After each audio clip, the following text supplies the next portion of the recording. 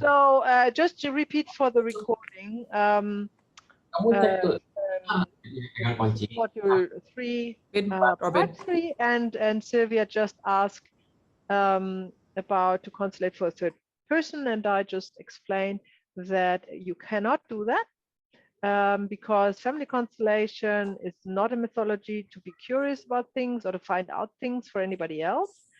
It is just the mythology to go into your own family system or into the family system of your client who has asked for it.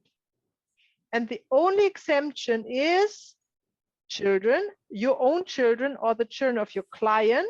You can constellate for them. However, when they are adult and have the capability to come and constellate, then they would be considered third parties as well, right? So let's say you have an adult, a 30-year-old daughter, and you think she's doing something you don't dislike, and you think that needs to be fixed. You cannot constellate for her, right?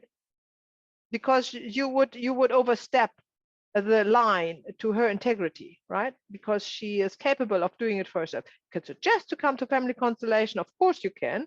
You can constellate yourself and let your daughter be represented by somebody. Of course you can do that, right? But you cannot constellate for her against her will or without her knowing, right? That's really important. Please refrain from any kind of curiosity in constellations, because of course you will see something and it can be very entertaining even, yeah, but it's not a family constellation and the results will not be shifting family dynamics, yeah. So that is more like there is a term for that. What was the term? Family drama. I think I heard that somewhere.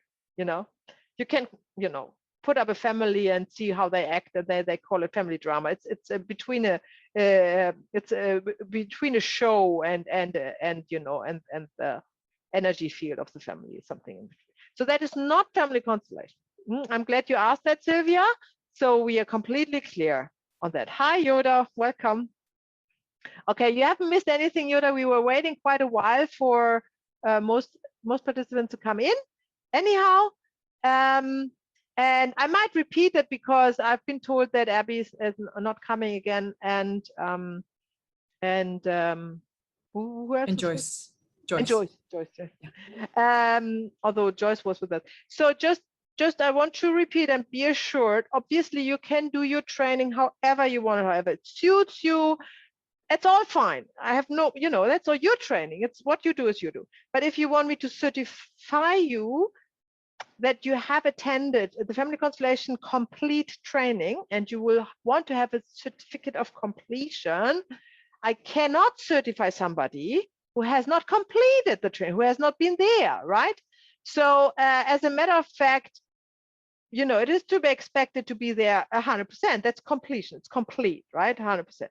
If you can't make it, have to leave earlier, that's fine. I mean, life is as such. So as a rule of thumb, it's like if you miss out 10% and you attended 90%, I consider that complete. Yeah. But let's say if you miss 50% or 60% or 70% of the teaching content, that's not complete, right? You just be aware of that, yeah.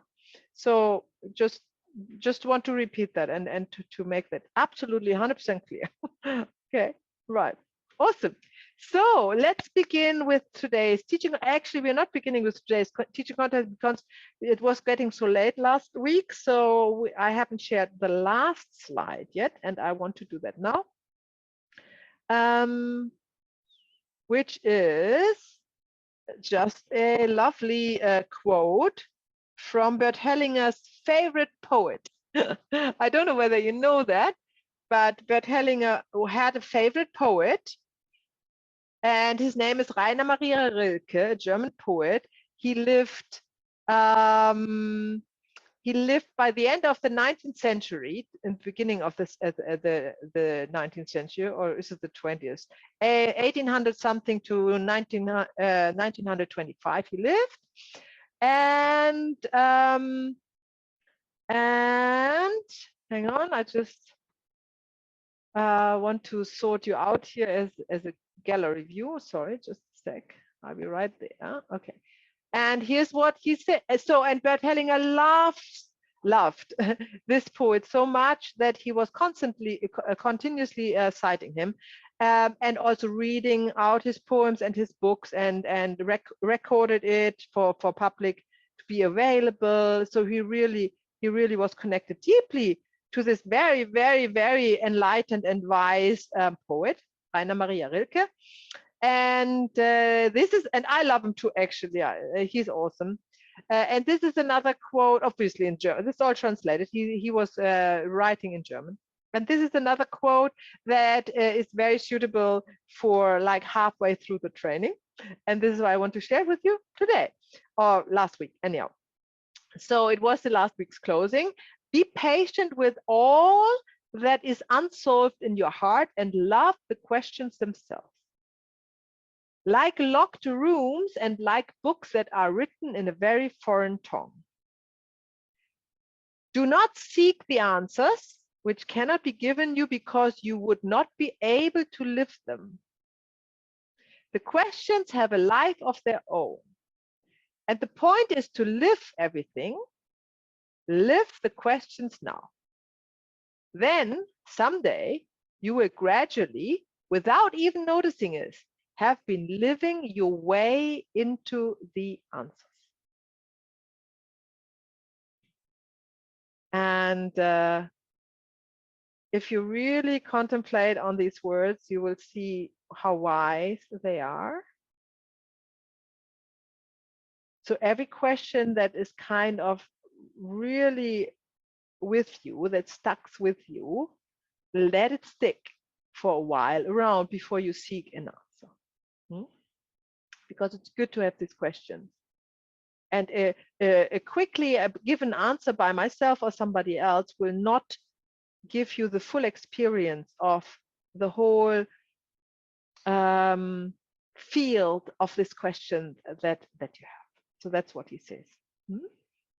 And it's all about to live something, not to contemplate or mentally grasp something. It's about to live it, to embrace it and digest it in the end, to make it your own and to become another person through your life experience. Okay. So now we come to part 3, which is about personal development, unsolved emotions, and troubleshooting. So remember, in module 3, we are talking about the practical aspect of family constellation work, yeah, and how to actually facilitate. And because you are the one who facilitates, it's all about you, right? You understand? So don't forget, this is nothing, you cannot be replaced by anybody, yeah? When you have a family constellation to facilitate, you are chosen by the morphic field to be part of the family system, you know, to add your gifts to this system, to enrich the system with whatever you can contribute to it.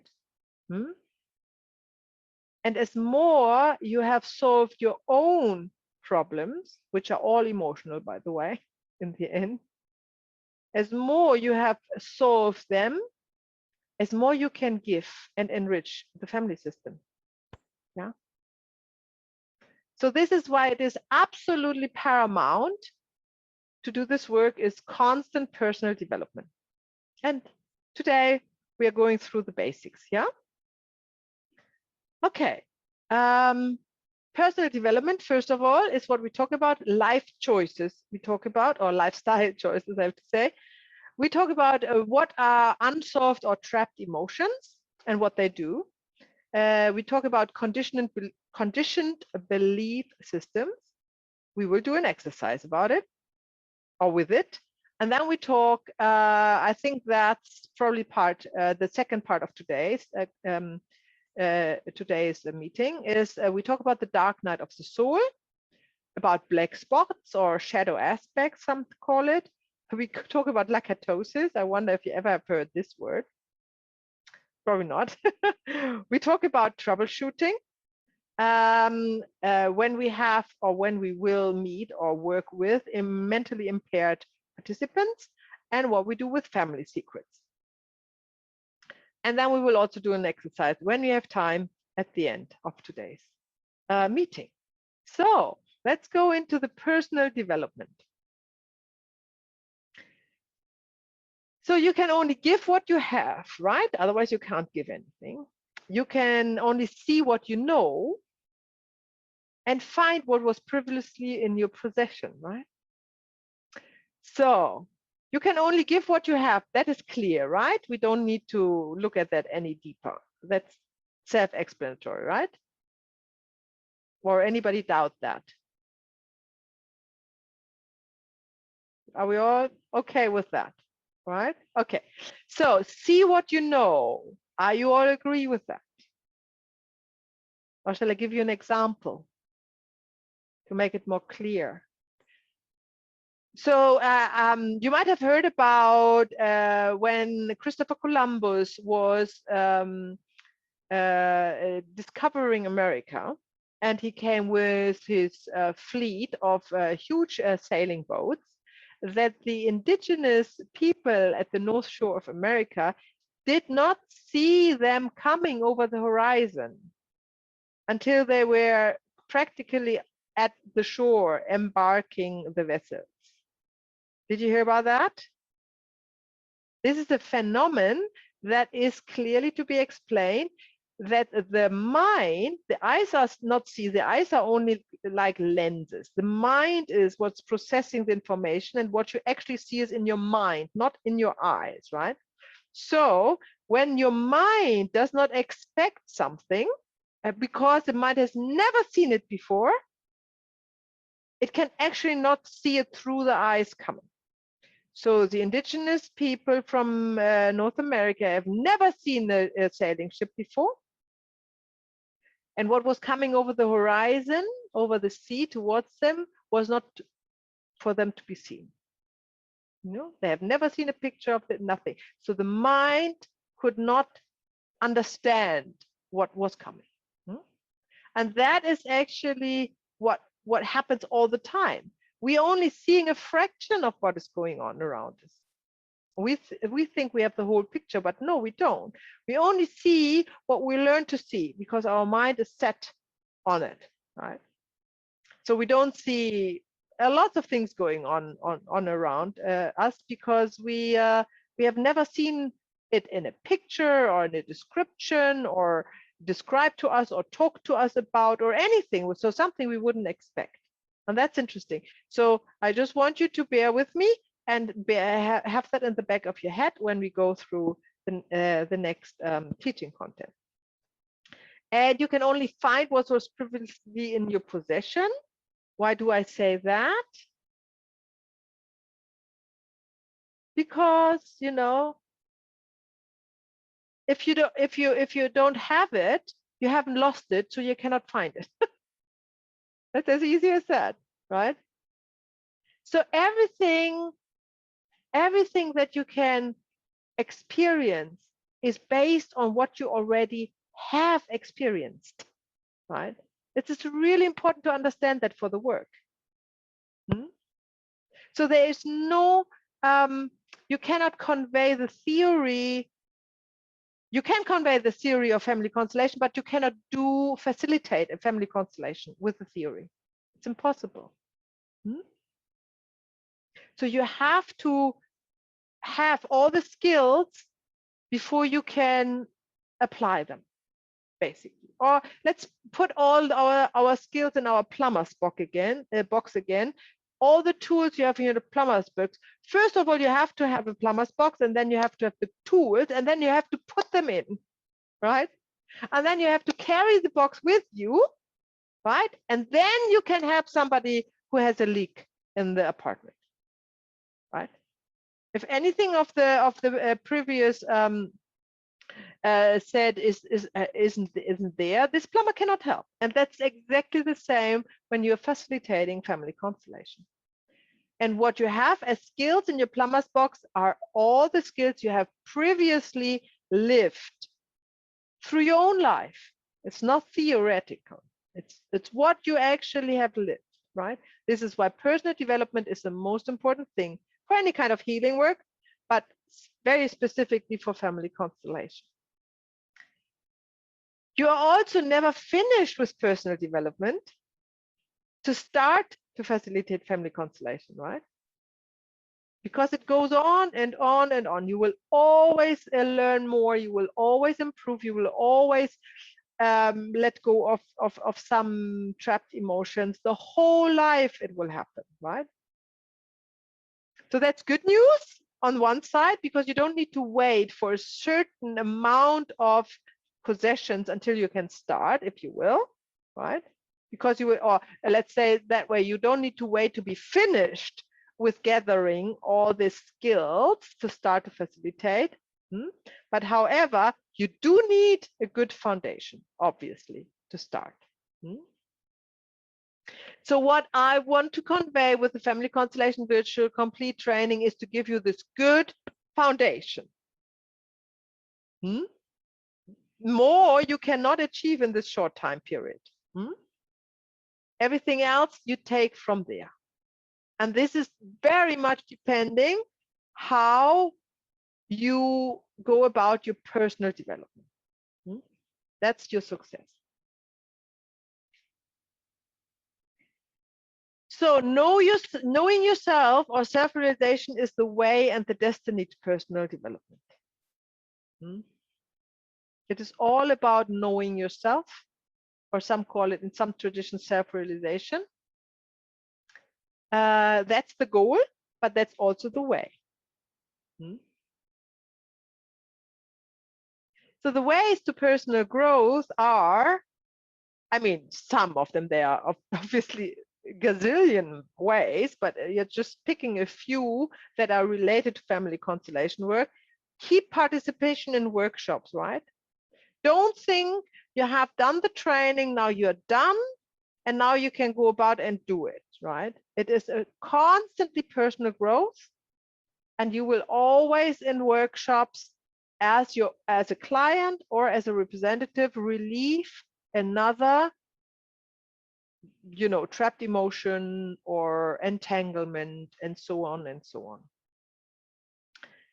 We have supervision workshops that I highly recommend when you start to work with family constellations, to participate that, to keep on with your personal growth, and also to actually be able to talk some of your experiences in real life situations with family constellation through. Continue reading uplifting literature, of course. I mean, that's always good. Maybe you grab a book of Rainer Maria Rilke in the English translation, or in your mother tongue translation. I don't know whether they have done it, but definitely in English. Continue go to a retreats for personal growth. So whatever kind of you fancy, like I'm also a yoga teacher, not amongst other things, and I go every year to a yoga retreat. Not necessarily abroad, but we also have yoga retreats here in New Zealand. Right. So that's just one example. So whatever wherever is your heart set to, I'm not talking about family constellation retreats. I'm talking about retreats that are where you are immersing yourself in a topic that is concerned with self-realization that you fancy, right? Meditation, for example, or something like that. Just keep on growing, yeah. Also have a daily routine. Having a daily routine helps greatly to stay connected with the field and keep on experiencing yourself in this and grow with it.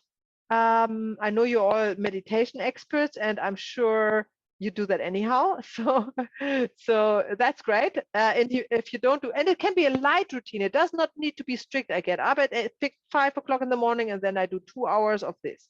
That's not what I mean. It could be a routine like just grabbing your morning tea and sitting down and just be 5 minutes still and start the day in stillness or something like that. That's also a routine. It's nothing that is actually strangeness I'm talking about. It's just that keeps you reminding of your true life purpose. self-realization, which it is. And then, of course, very important for personal development is making good lifestyle choices, because the lifestyle has a lot to do with personal growth. It can be a great obstacle in personal growth if you make bad lifestyle choices. And I tell you why, and what I consider to be good lifestyle choices. So we talk about all these basics like alcohol, drugs, smoking, food, the daily routine. Oh, hang on, go back. And the daily routine. Are you now back here? Where is it? Okay, let's talk about alcohol. So I don't know if you are aware what alcohol does on a biomolecular level.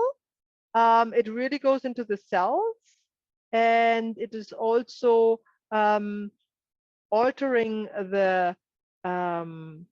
the biology of the body, but also has, as being, an addiction as well, has a great impact on the neurons in your body.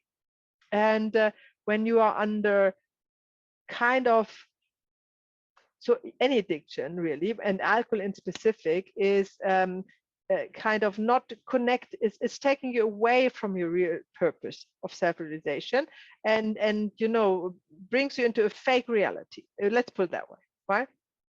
When you're drunk, you're living a fake reality. That's what you do.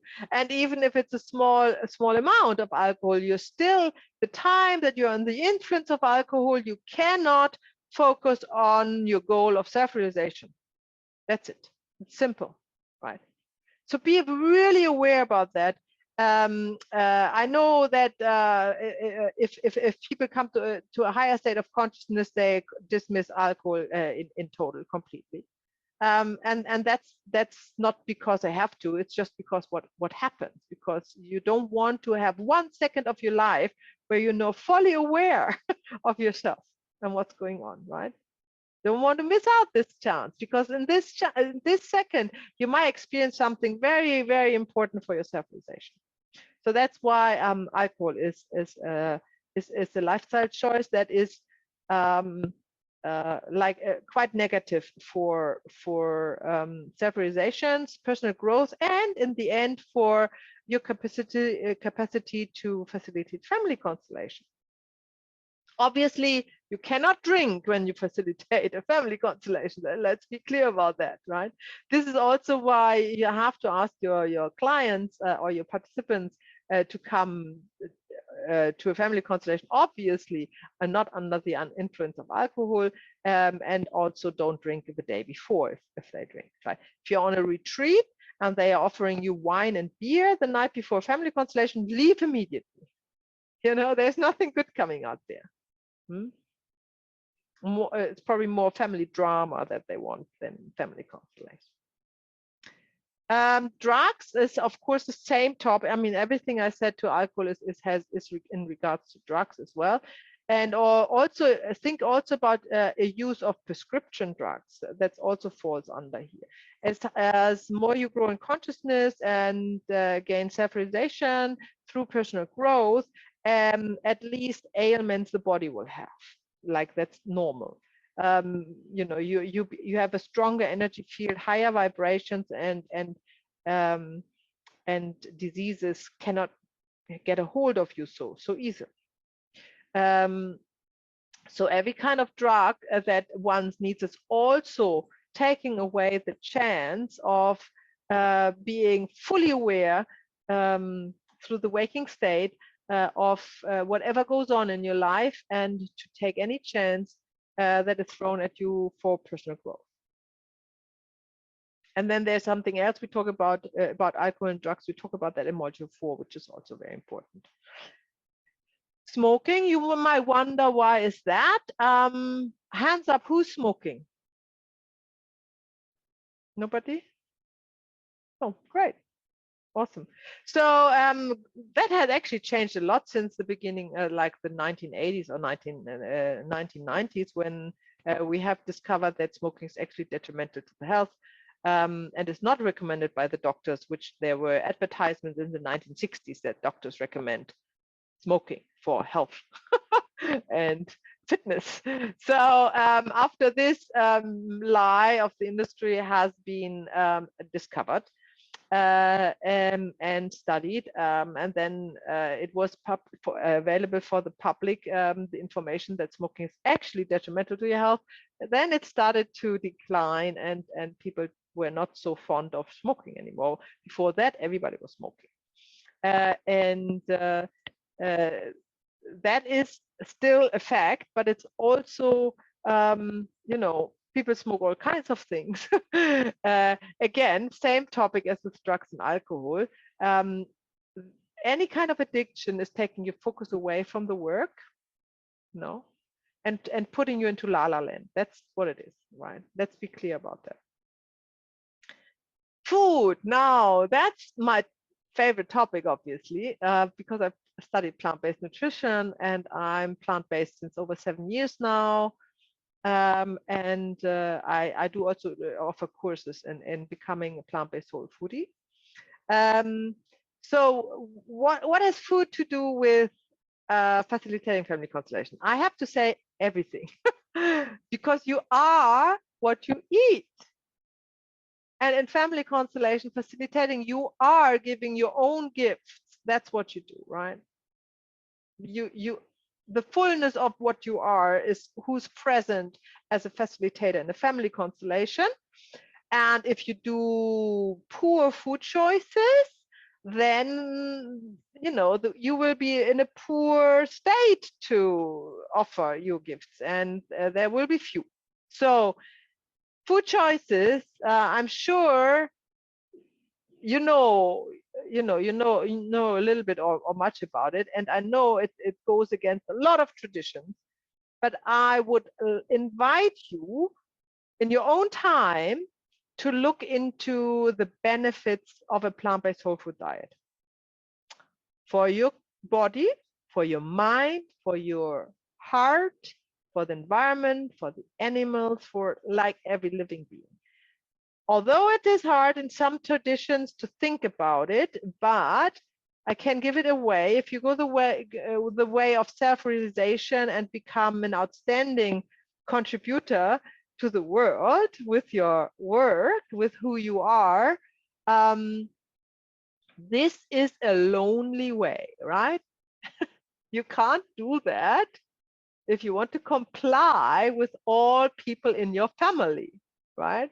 Obviously, like, be clear about that. Yeah, so if that is close to your heart, that you want to comply with what everybody does in your family, then your path will stop quite soonish, right? Of course, that's your choice, but I just want to put it out there. That's what it is. And if you really want to walk all the way, you cannot go all the way with harming deliberately other beings, right? Because that's not compassionate. And we talk about that in module 4 about the frequency of emotions and where you know, these emotions of compassion vibrate as to others, and how important that is for personal growth and self-development and self-realization. Okay, so I don't want to make this course about food, so I stop here because I have to stop somewhere.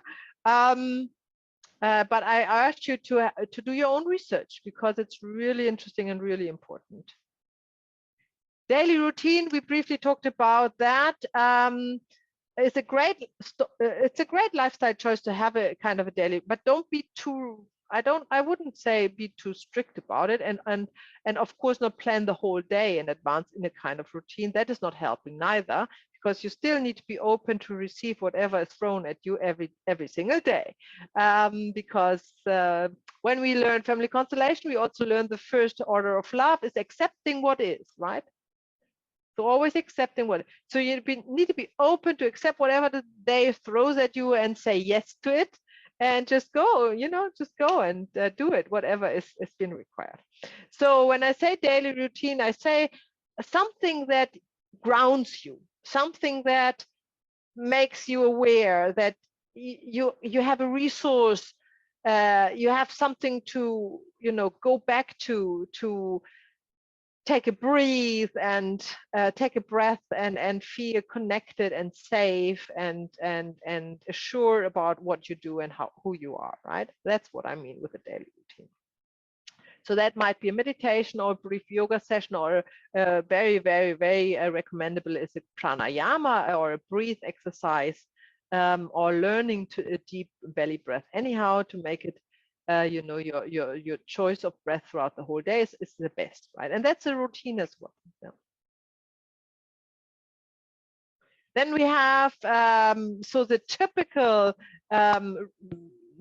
activities that are considered to keep you grounded as well as connected to higher consciousness would be meditation or chanting or praying or yoga or maybe martial arts techniques. So there's lots of other things that I don't even know of. Everything that is uniting all your energies like body, emotion, and mind, everything that is aiming to unite that, and it is not only about the mental activities or only about the bodily activities, like only the mental activities, like only reading books, or only the bodily activities, like only doing athletic things. This is unbalanced, right? And this is dividing. But if you find an activity that is providing for all energies the right amount of stimulation and brings it together, that's ideal, right? Exercise is also very recommended, especially if I don't know if you can even do that in Jakarta. I've never been to Jakarta. Is it a green city? Not really. It's a lot of concrete. I was worried about that. So it's kind of green. It's kind of green. So do you like to, or do you find time to go in nature when you live in Jakarta? Not at all. Well, I do sometimes. You I don't do. know. I don't know about Sylvia or Joy. How do you do that, Jordan? Well, my mom has a big garden in the back, and she also has a family farm that we go. That Talita and I can escape to, but yeah, we know that we are very privileged in that sense. Oh. How far away is the farm? Like an hour away, an hour drive. Oh, lovely. Well, so I do not envy you who has no access to any kind of nature. That would be for me unthinkable. So, but what could you other do? Maybe you could. What do you do? What do you do? Do you crave that? What do you do? Just share, if you will. I would be very interested in that. Somebody? I Sylvia. have a curated garden in the apartment. Oh, So yeah. yeah. So it's a small little garden. So I normally bring my daughter down to just play. Oh, wonderful. So you do Yeah. have some green there. A bit of green. Yeah. A bit of green. I was just thinking you also can have aqua plants. You can have a fish tank and put aqua plants in there, right? If you have no access to anything. Anybody else wants to join? Wants to share how you get your stake of green or fresh air? Robin and Joy, I think, wants to share. Well, we have a garden, so we just, go to the garden when we feel we need to recharge. Yeah. Or swim in the pool. Fantastic. So that's good. Is there any kind of forest around or in Jakarta? No. Nothing. It's a concrete jungle. Zoo. Get a zoo. A zoo, a concrete zoo. Right. Okay, so this is a challenge. I'm sure you can master it. Find your own space where you can reconnect to nature. I know in Japan they have Zen gardens, which can be very small and consist of stones even. But something, or even look at pictures or the internet or whatever to connect to nature in form of like that's an exercise I'm thinking of walking best or something like that. Any kind of life choice that does ground you, connect you to nature and brings oxygen oxygen into your body, right? What normally the trees give you, right? That's a normal way. I mean, you can maybe buy a pressurized bottle with oxygen and sip on that once in a while. Reading is a great lifestyle choice if it's uplifting literature. I think it's still a preferable method to, you know, to get information that are kind of enhancing your personal growth. And you might have experienced that as well, that you sometimes have a book that is completely fascinating you and capturing your attention, and you can't put it down, and it's not a novel. It's a kind of a so-called spiritual literature. And I always think that these books actually find their own way to you or to me. That's kind of, you don't need to look for them, they find you. And keep on be open to that, and literature will find you that come in the right moment and give you the right direction to align with. And nowadays it's very easy, it's Audible or Kindle or something like that, so you don't even need to leave the house to get these books. Connect with nature, we talked about that. Animals is another great lifestyle choice to come into the energy of compassion and stay grounded. Now again, the question, can you even have animals in Jakarta? Is that even possible? Yes. You do have a cat, don't you? I saw a cat. Yeah. Yes. Yeah. Talita and I, we have 2 cats. Ah, here we go. That's great. Yeah, awesome. Anybody else? Any other animals? Again, if you feel like in your situation in your concrete jungle you can't have animals, and a fish tank is really great to start to care about animals, because that's actually very fulfilling if you haven't tried it yet. Friends. Now, lifestyle choices, friends are also other than family members. What is the difference between family members and friends is that you choose your friends, right? You can't choose your family members, but you can choose. So use this choice wisely.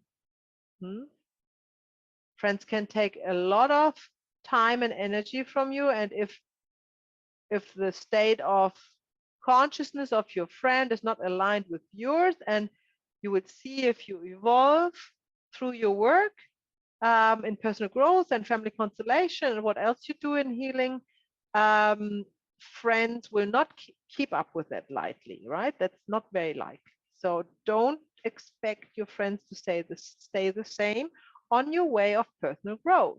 They will change, and that's good. So don't hold on to friendship if it's kind of not fulfilling the need for exchange and inspiration anymore.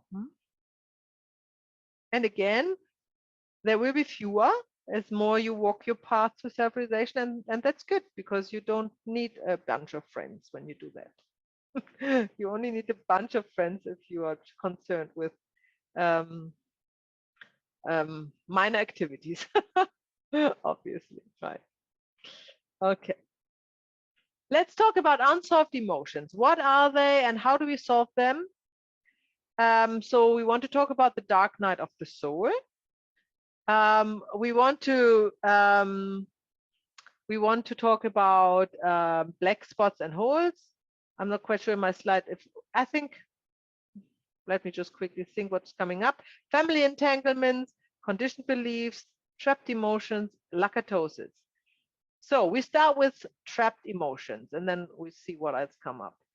So you are aware that there are 3 basic bodies. Well, one is the physical body. That is actually what we can touch. Then the next body around us is the emotional body, and then we have around that the mental body, right? So these are 3 layers of energy. That is like a lot of you can see that auras and things like that, but it's not necessary to see that. It's there anyhow, and you know that because emotions are not seen. You cannot see them with your eyes. You can only see the results of your emotions, right? But the emotion itself is invisible. So is the thought. The thought is invisible, right? So when we talk about trapped emotions, these are energies that are trapped in the emotional body, which is surrounding you. But it's very close contact to the physical body. No, it's very close contact, and it actually has a great impact on the physical body, because physical impairments are a result often, or practically every time, of the emotional, of this imbalance of the emotional body. So in this, you can trap emotions. That is very common. It happens all the time. You might not know the term trapped emotions, but that's just what I use. That is emotions that are not passing through you, but they are sticking. They are sticky. They're sticking there, and they are subconsciously, you are not consciously aware of them at all, but they are there, and they are harming your body, your physical body, your emotional body, or even your mental body. And they are actually deciding also what you do, right? And you want to have a clean emotional body if you do work, healing work, that's obviously, and don't want to be accumulate, or you don't want to have accumulated too many trapped emotions. So we talk about the personal emotion vibration in module 5, so I don't go there. But what I would like to point out, that you trap an emotion easily in a trauma, in any kind of trauma. That can be a physical trauma and a psychological trauma. Both can cause you to trap an emotion. And you can also trap emotion when you're caught off guard, right? When you're startled, for example. You know how children love to startle people, like, boo, boo, right? And if you really are caught off guard, the body will trap this emotion of anxiety in this emotional body. So there's lots of ways to trap emotion, and we all have trapped emotions, so many. And so it's a good time and a good idea to get rid of them, to have a clean slate. So there are several methods to clear trapped emotions. One is a very easy one, is to clear them every morning or every night, just by making it a routine or ritual to sit down and go through the day and just mentally go through what happened on the day, and when you were caught off guard, or when you felt an emotional reaction to somebody, when somebody in your workplace was saying something and you felt an emotional reaction, or in your family, or you were reading, or you had a memory, you were looking at a picture and an emotion came up, or something like that. So just go through the whole day and just look at the emotion and release them through exhale, right? Just by being aware of them and being consciously aware of them and wanting to release them, they will be released, right? These kind of emotions, they are not like severe. They are fresh. They haven't stick themselves to your emotional body for lifetimes now. They are fresh and they can be released very quickly. So that's a really good method to go through the day and do that, or do that in the morning or in the night, whatever. Other methods to clear trapped emotions are the emotion code. Have you heard of it? It's a book. It's very interesting.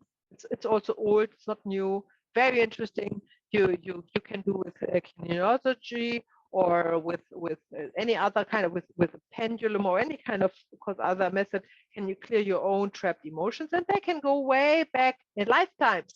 And I also had worked with somebody with this method, the emotion code, and we actually came into a family constellation through that. So that was quite interesting. So they are also connected somehow. Meditation is also a good way to clear trapped emotions, obviously. But more important is how to avoid to trap new emotions. Now, this is the most important information here, because we are continuously trapping emotions if we not find a method like a shield, not to trap any new ones. And just imagine you would go into the routine to release trapped emotions in the morning, or use emotion code once a week, or however you're going to do that. And then every time you go out again to your workplace or to your family, you trap new emotions. So that would be a nuisance, right? So, oh, hang on, I have to go back. So how do we trap, how do we, oh gosh, too quick. How do we avoid to trap new emotions? Is by raising your vibrations, by going into emotions as a base of your, like the base sound of your life, that are vibrating higher and are in higher consciousness than before. So, for an example, and this will be all clear next next module 4. For example, oh my, we lost my limb now. Okay, so for example, instead of being concerned with this one person who's always triggering your emotion, you can let go of the whole concern about other people in general to judging you, right? And just come to a more fulfilled state about yourself through personal growth. That's actually how you do it. And then you raise your vibration, and it is like a shield around you, right? And you will not attract these incidences anymore anyhow, right? That's the other law. Like you're not attracting because it's not aligned with your own vibrations. And that is the shield you have. I know there are lots of methods, and I'm sure you know a few of them, like to make it like a bow, like a sphere around you, or someone a triangle, or out from light or something like that. That might all work. That's fine. I don't mind if that works. I just find it very artificial, because I have to be worried about my shield around me. If I just, through personal development, raise my own vibration and everything is clearing by itself, it's much more practical. And also, you want to raise your vibrations or your consciousness anyhow, because that's the goal in your life, right? So you don't need to be concerned about any kind of, how can I call it, magic to apply to not be bothered by other emotions, and not to let just close. So I just want to go back to the slide. Where did we on no, here. Yeah, that's I'm just not sure where, and that let me just, oh no, that's all coming up, so that's all good. So that was all good. Okay, so what do we have here? We just talked about that. Now we talk about conditioned beliefs. Conditioned beliefs are very hard to overcome, because the conditioning is happening when we're in alpha or theta state, which clears up by the end of 7 years. And it is so deeply rooted in all of us by design of nature that it's really hard to get out of it. However, it is possible to get out of the belief conditioning, so that has happened, and it's also advisable to evolve into higher consciousness. So how we go out of it is, first of all, we need to be aware of them. That's basic fact, right? Condition means that you don't think about it. It is completely embedded in your subconsciousness, the behavior, and you just react, right? So the moment you're aware of the belief system you are reacting to, you can already let it go. So the key is here to find the belief system and be aware of it. These conditions, they happen from parents and caretakers and teachers and family members, church, community, you name it.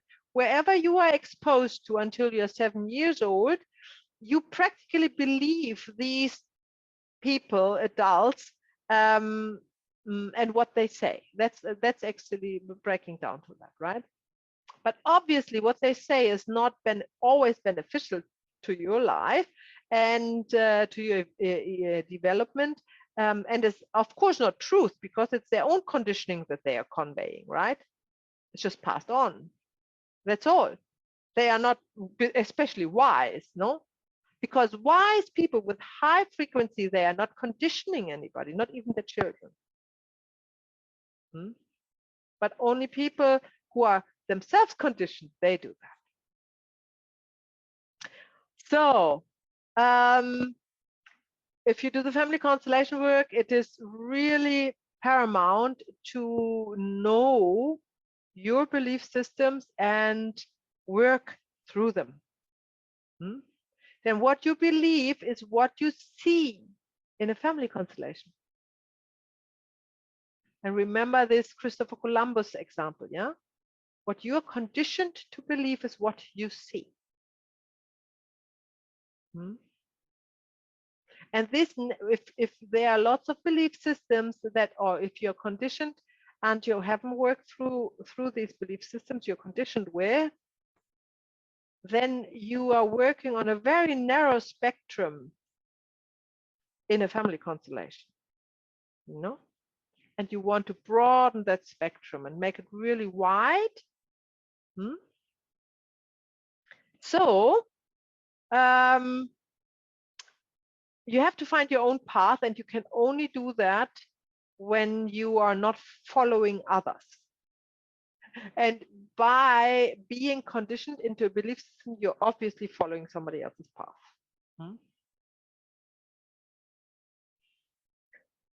So we have an exercise for that, of course, to find out what this is all about and to digest it. And this looks like this. I want you to find your belief systems. Yeah, and you do that in a group. And let's see how many are we. We are at the moment 1, 2, 3, 4, 5, 6, 7. So we do 2, 2, and 3 in this case. So we have 3 groups. You have a notepad, electronic or paper, or whatever. And with your partner in this exercise, you discuss openly. And this is why you do it not on your own, because you need somebody to talk about it. Because by talking about it, you find more normally. So you explain to your partner how you've been brought up and what was in your family important. You know, rules to follow, how the world looks like, anything that you know you believe in, basically, right? As much as you can think of, and this is good to be in a conversation, because then you can think of more, and maybe your partner even knows you and knows a little bit more that you have overlooked so far. And then you write them down in your own words, however you want to do that. It's only for you, this exercise. You don't want to share it. You can, but you don't need to. It's only for you to be aware of what you believe in, that you have learned from the time until you were 7 years old. Let's see how it goes. You have 15, how long do you have? You have 15 minutes to do that. So take your time. This is an important exercise. And then you can, like in the quote of Rainer Maria Rilke, contemplate over your own results for the course of the training. You don't need to answer any of this. You don't need to get rid of it immediately. It's not what the exercise is about. It's just to gather the belief systems you believe in. And one after the other, one after the other. All right? Okay, let's do that. Any questions to this? Is it all clear?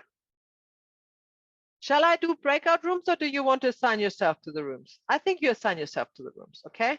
Today. Yeah? So I make 1, 2, 3. So 2 2s and 1 3s, okay? I have a question, Maya, actually. Yes, of course. Go ahead. So, you know, we are meant to discuss belief systems, right? And our own belief systems, because I'm sure that some of us here, well, I'm pretty sure all of us actually have had a change of belief systems. So do we need to differentiate which belief systems we were brought up and belief systems that we have evolved up to today, or how do we need Okay, to? so the belief systems that you have changed already are not subconsciously there anymore, aren't they? Yeah. So in this conversation with your partner, you want to find out what is still there. You know? And I don't know how you do it, but I know you can do it. and you find a way, I'm sure. Otherwise, you send me a message. Can you send me messages when you're in breakout rooms? Chat or something? Can you go in the chat? No, but it's pretty clear. I understand it. Okay, cool. All right. So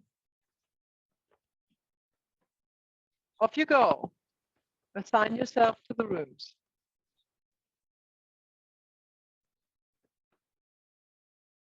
Abide by the rules of the family, and that Yeah. because parents and family are everything, and like the success of you being a member of the family defines your success in life. Mhm. So I was driven to please my mom and my father and my whole family, because that's what I was conditioned to see as success. And success meaning being a good human being, being a good son, being a good, cousin or whatever it is. It's always about the quote unquote fictional family construct, family system that my parents created. So it really became it was conditioned to be my anchor. So everything I was striving for in life was to gain acceptance of my parents and my family. Yes. Very common, obviously. And how does it make you feel? Well, it doesn't make me feel good, which is why I've been causing a lot of storms and conflicts in the family while working on it, and it's been pretty fun. But I do acknowledge the fact that sometimes those thoughts still appear. It doesn't define my thinking, but it still appears. It means that it's still a part of my default mode network. So which I'm always aware of, and I go, okay, that's not where I want to be anymore. But it just goes to show how long lasting it can be. Totally, a very, very long lasting. You might discover something in your 50s that you have never thought about ever, that you are doing that on default because of your conditioning. So it's good if you know all about that. Yeah, go ahead. That's difficult. That's difficult though, because then like being a newcomer to his family, like they always have this idea of what family is and how everyone needs to abide by these certain rules. And I was like, but what? My family wasn't like this, and I didn't have all these responsibilities and expectations and obligations. Like it's really weird. Such a weird thing to have. Maybe they can learn from you. So maybe the family even learns from an outsider like Talita, who comes into it and question it, that this is not actually the only way of living and success. Who knows? Did they? Then, my family's so much more independent. Like, okay, you go do what you want or whatever. Yeah. So it's weird. But anyway. So, but I also remembered actually what sentence I was saying when I got cut off. So, one of the components or experiences of my youth that cemented that belief was people around me, whether it's family or friends or my parents' friends or or whatever, because I was quite attached to my mom, for a long time into my like 30, into like my late 20s basically. People would always say to me, "Oh, watch over your mom. Please take care of your mom." Especially the fact that she's also a divorcee, and so I'm the one who's always accompanying her most of the time to like events and things like that. So they would always say, "Hey, watch over your mom." And I heard this like constantly from the age of 5 till the age of like even now. And so that was also a belief system that was ingrained in me. You know, Yeah. people reminding me, take care of your mom, take care of your mom, take care of your mom, take care of your mom. So I'm not sure if that resonates, you know, if somebody else had that similar experience, but yeah. And is that now, you know, is that in the orders of love? Is that correct? No. No. Yeah. So belief systems and conditioning from your families and family rules, do they, you know, they can be completely contrary to the orders of love and therefore causing entanglements and suffering, right? Although, of course, every parent thinks, if it's, you know, a thinking, like an uncontemplated thinking, that they want the best for their children with what they demand of them, right? So the intention doesn't even count. The intention doesn't count, you know, just the result. Great, thank you for sharing. Anybody else wants to share about their own belief system?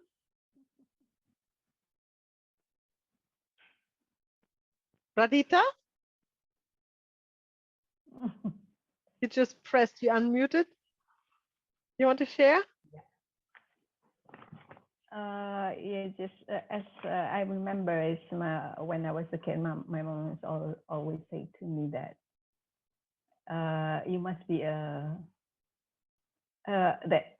two things that I remember is giving is better than receiving, and so don't bothering or hassling others. So you must be independent, and yeah, I think two things that I always remember. Only that things. So, the other thing is, as a child, you must obey to your parents. So what parents say, you just receive it and don't answer it. So the first thing you're giving is better than receiving. Is this how you apply? This what you applied in your life, and how did it make you feel?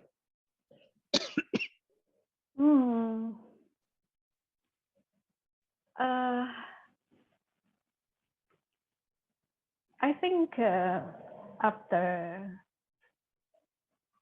in the last 4 years after I joined the Golden Space, I think I didn't realize that it makes me tired and it makes me like forget about myself. Yeah. Think more about others. Exactly. And is it in line with the orders of love? No, it needs to be balanced. Giving is as impossible as receiving. Equal. Very good. Awesome. And what was the other one?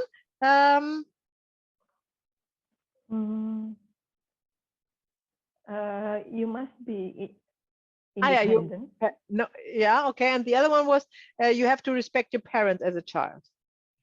Yeah. Yes. Okay. Because I brought up in a Japanese culture. Yeah. Japanese culture and like. So the question here to the group is always the question to the group. Sorry. Question to the group is just to take that. Is this in the orders of love? You must, as a child, obey your children, as your parents.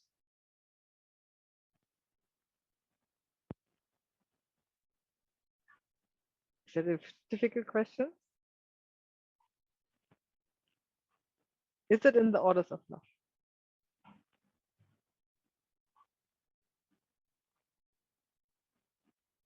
So the empathy is here, and Radhita said that as a child, you must obey your parents. Yes, that is in the orders.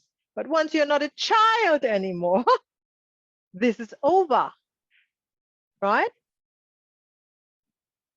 So when you are a child, actually you have no choice anyhow, because you depend on your parents. And whatever they demand from you, you better do. And you want to do it because you want to comply as a child, because otherwise you're afraid you don't survive. But once you're not a child anymore, and that doesn't mean to be 20, that can be with the teenage, like teenagers are not children anymore. They are teenagers, right? And then, no, they don't need the same kind of following and respect to the parents anymore. They start to go their own ways. Yeah, that's good. Thank you, Radita. That was interesting. Thank you. Thank you. Any other wise thoughts on conditioning and family beliefs? Robin. Robin, you go. Well, we had a lovely discussion with Tal there. We feel that Chinatown is too small. So if you do something wrong, What? No, we just had this joke. I grew up in Chinatown. In the Okay. heart. So we always joke like, I just remember when I was a kid, like, my parents like, like just listening to them talk, like, hey, you don't want to do that. What people think of us. Chinatown is too small. Yeah, because it's like, it's like everyone knows where everyone is, what street they live on, what they do, Yeah. So, Yeah. yeah. So do you agree Chinatown is too small? Well, not anymore. I mean, I think Chinatown has expanded. Definitely. So these kind of problems can be solved like this. Yeah, but it's more, I guess, along the lines of yeah, I mean, we see how our own family treats, like in a way, like things like you can't escape from things like I would say, they would, how people identify with, similar races, like they would ask, like, who are your friends, like, are you hanging with people like you, basically not looking at the color of your skin, looking at your social status and things like that, right? So, right, Tal? Yeah. Yeah, we realize it's very image driven. Like, they're more worried about how they are perceived than what they're actually doing. Yeah. Like my mother will say things to me like, you have to behave or you have to gain good marks. If not, people will think that I'm a bad mother and we're a bad family and we're not, blah, blah, blah, blah, blah. So yeah, it's very image. Yeah. And although this is in most cultures the same, but they convey different images, but it's the same, that there is a very healing sentence, and I want to give with you, which you can use a lot in family constellation and on yourself when this comes up. And this sentence is, you are a beloved child of the universe, meaning not of your parents. You are a beloved child of the universe. And you did not come to this earth only to fulfill the expectations of your parents.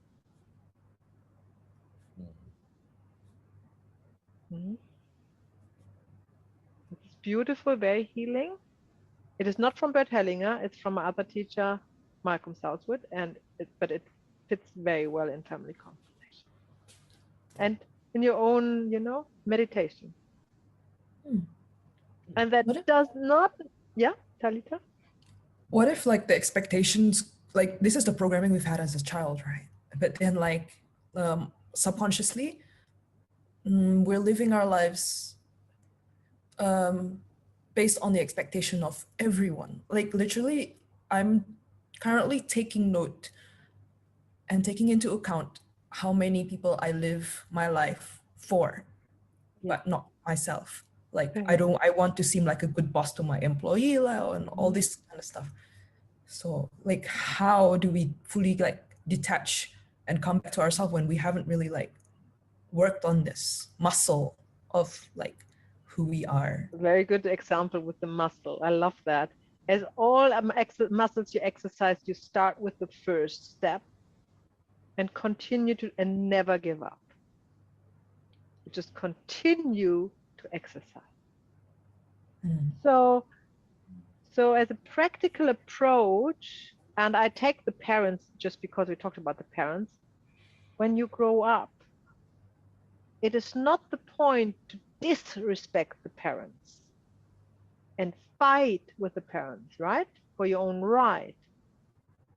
You can give still respect to your parents as being the ones who have born you and nourished you.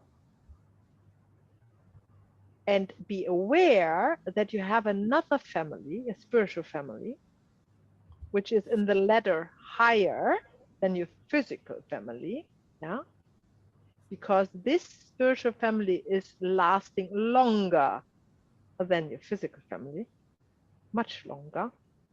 And that's your true home. And if you are working through self-realization, that's the way and the destiny.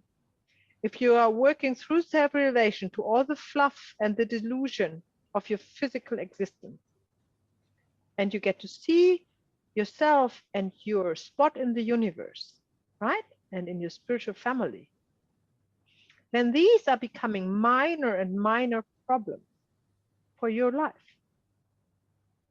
And as least they are bothering you, as least impact they have on you and on your parents, by the way. Because they won't be concerned with you being content and happy. They will be concerned when you fight with them and be nasty and, you know.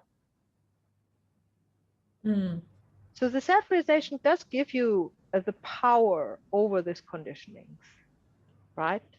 In a natural way, without losing the gratitude to your physical parents and the respect that they deserve as the ones who gave you physical life, right?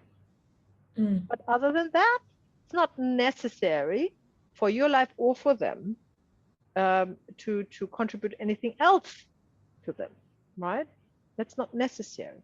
And as more light-hearted you get about it, because it's of less importance for you, as easier your relationship is. And therefore, you also have already dissolved your belief systems. They are left behind with them, practically, right? You have kind of give them back to them because they came from them. And what you do physically is you give it back. You can also exercise that, like in a guided meditation, to give everything back that's not yours. Everything, you know, give it back to your parents in love and gratitude. It's just not yours. It could be a backpack, or it could be a gift, or it could any shape or form, you know, a bowl or with something in there or whatever. You can visualize that as well. And that will also help you to find the balance between gratitude for your parents and going your own way. And if you meet your spiritual family, if you come to higher consciousness, you will realize that in your own ways. Now, look, why are we so clinging to this, to our physical family? Is this still belief, and that's a belief system, without my physical family, I cannot survive. Because you have that as a baby, and that was true as a baby, you know. But once you have been grown up, it is not true anymore. But we believe it still, emotionally. So we feel if we are distancing us from our family, we will kind of starve, you know, in a way. And to overcome that, it is, I found the best way is to see that we are actually nourished once we are grown out of the state of neediness as a baby, as a child. We're actually nourished by our spiritual family. And this nourishment is more lasting and longer, and gives us a lot, that gives us then the new security of not being alone and can't survive alone, right? And this all comes through self-realization, coming into higher consciousness and being concerned with who you really are beyond the bodily, physical existence where the parents belong to. No. And when you are born into a family and you feel like it, did we talk about misfits already? I'm not quite sure. Has I mentioned that already? Maybe it comes in module 4, I think. But anyhow, I can talk about that now. If you feel like you're a misfit in your family, Anybody felt like this? Me too. Talita. So misfit means like you sometimes think, oh my gosh, they're probably not my parents. I'm probably adopted, or I probably, been falling from a star or something like that, because you can't connect with what they believe in and think and love, and you just can't and they think the same of you. That is actually a clear sign that you have already stepped out of a belief system and found a new family to make new experiences, right? Or that you're at the end, the last stage of your physical family, where you actually want to go into another system. I'm talking about lifetimes here. So I'm definitely talking about that more in module 4. And this is a really good sign. And most people who are embarking on a way where they don't have many company, and that is practically every healing way and every path of self-realization, is also started from being not, don't feel completely at home in your physical family, and therefore make it easier for you to go your own way as well.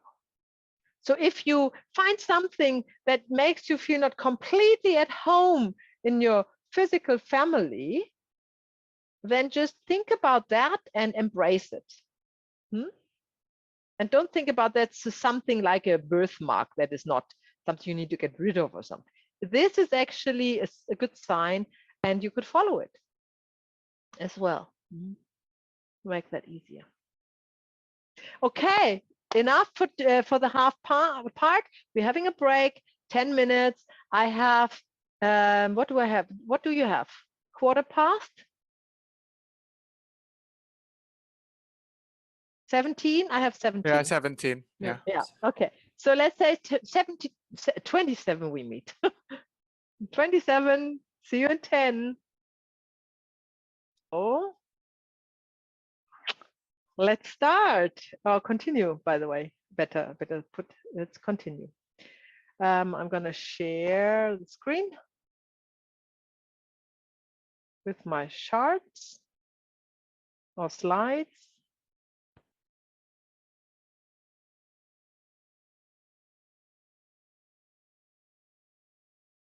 There's actually a new setting on Zoom since a few months where you can have slides and then you are like the presenter in the foreground, kind of weirdly.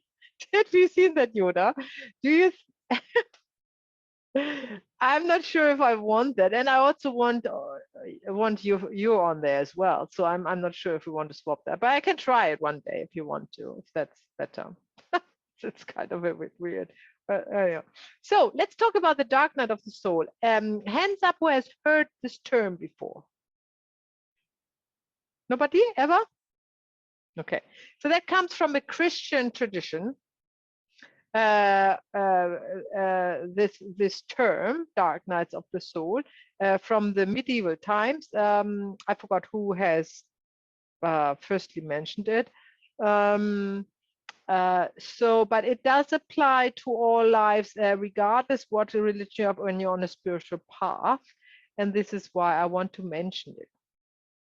So everyone who is earnestly seeking the truth in capital letters, meaning who you really are, self-realization, and self, and on any spiritual path, so it doesn't really mean which path you take, will inevitably experience the so-called dark night of the soul. You might have experiences and didn't know the name. So I will tell you how that looks like. Period of utter spiritual desolation, disconnection, and emptiness, in which one feels separated from the divine, totally lost, hopeless, and finds no meaning in life. That's like the feeling you get in the so-called dark night of the soul. Anybody has experienced this? Very good. Me too.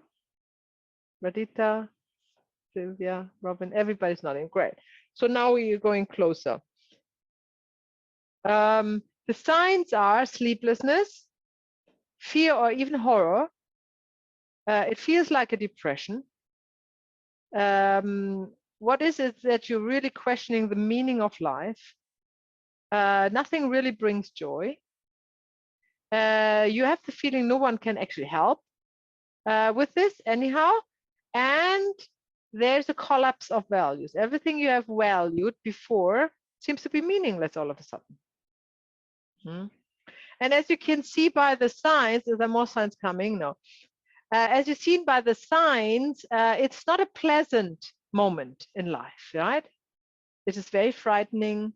And the good thing is I can assure you that this is, temporary, normally a brief episode in the life, and very, very important to go through.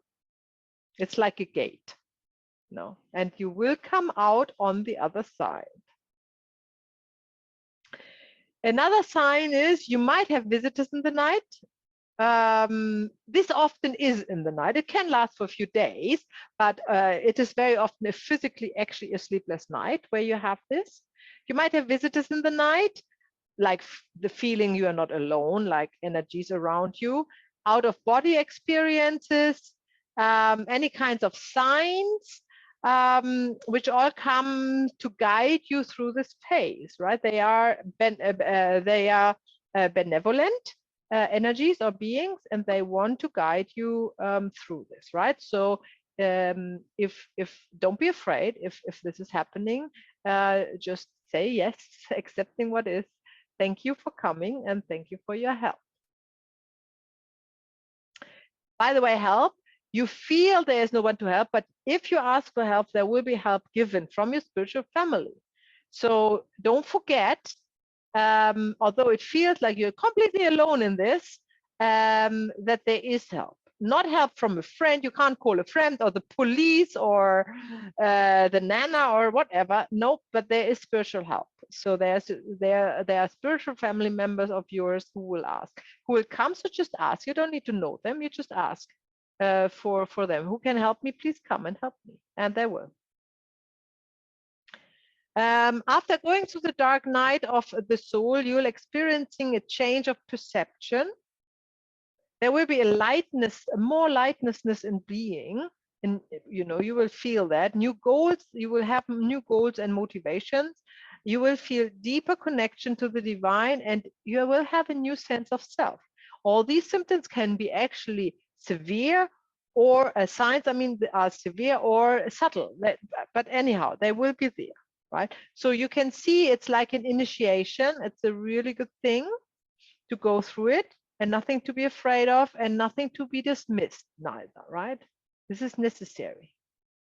This is necessary, like necessary for a tree to drop the leaves, and it feels like dying, right? But there's space for new leaves, new growth, more growth next spring. So that's the same with the dark night of the soul, or the same with any kind of initiation. So then we have also the topic of black spots or holes, or as it also be called, shadow aspects. I'm sure you have heard about that before. This is also important in our work, because every aspect in yourself that you have not looked at or not brought into light is called a spiritual black spot or black hole or a shadow aspect. And this means when you're working with a client in family constellation or in other healing modalities who has a similar issue, like the one that is blacked out because it's in the shadow or it's in the black hole in your personality, you'll be unable to see it in your client. You'll be unable to help, but you don't know it. So you will do something, and you will probably even have the feeling of achievement, but in fact, nothing would really change, nothing would really heal. Because everything that you can heal in others is something you have healed in yourself, right? And when there are the shadow aspects or black holes in your own personality, which hasn't been shed light, the light of healing, the light of love shed on, And you will get the clients that's life, you know, you get your challenges. They will actually mirror that to you, maybe or most likely with the purpose of making you aware of it. So you might not have worked through it, but this occurrence, this this meeting with a client with this issue can probably wake you up to it, especially if it's repetitive. So if you have kind of clients coming often to you with the same kind of issue or something, this must bring a red light on in you. There must be a warning lamp go on and saying, oh, okay, I have to look at this into my own life. Where did it happen in my life? You know, and then you can work on yourself and you'll find it, and then you can work through it. Obviously, you can only work through it if you have brought it to light before, right? So it must be in the scene.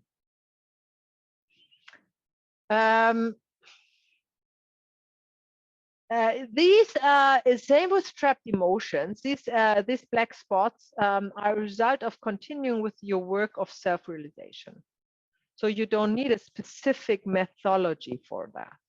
They will all come up when you continue with your path and your chosen methods of healing, which would be most likely, if not before, then from now on, family constellation. And they will all come up in this work. So this is also why your work to personal growth will never really stop. You will always learn from the people you're surrounded with, that you work with in family constellation. They will always mirror you another aspect that you can still look at. Every time when you're attending a family constellation workshop, another aspect of yourself will be revealed and black spots will be cleared, regardless if you are constellating or if you're representing or observing. That's kind of like a natural law, because you're not there by chance. If there would be nothing in for you in this workshop, I assure you, you would have a clashing event that you then prefer over this. You would just not show up. You would not be there for reasons, for some reasons, whatever. So every time you show up to family constellation event, be assured that you are working through something. And you might be very aware of it because it triggers something and you're very aware of it. Like Yoda, was it not with you the last time? Yes. So you're not even aware of it, but you are releasing emotions, trapped emotions you don't need to be aware of. You can just release them through crying. Even if you cry as a representative for somebody else, or screaming or shouting, that doesn't matter. It will still release your own trapped emotion as well. So that's the beauty of group work as opposed to one-on-one session.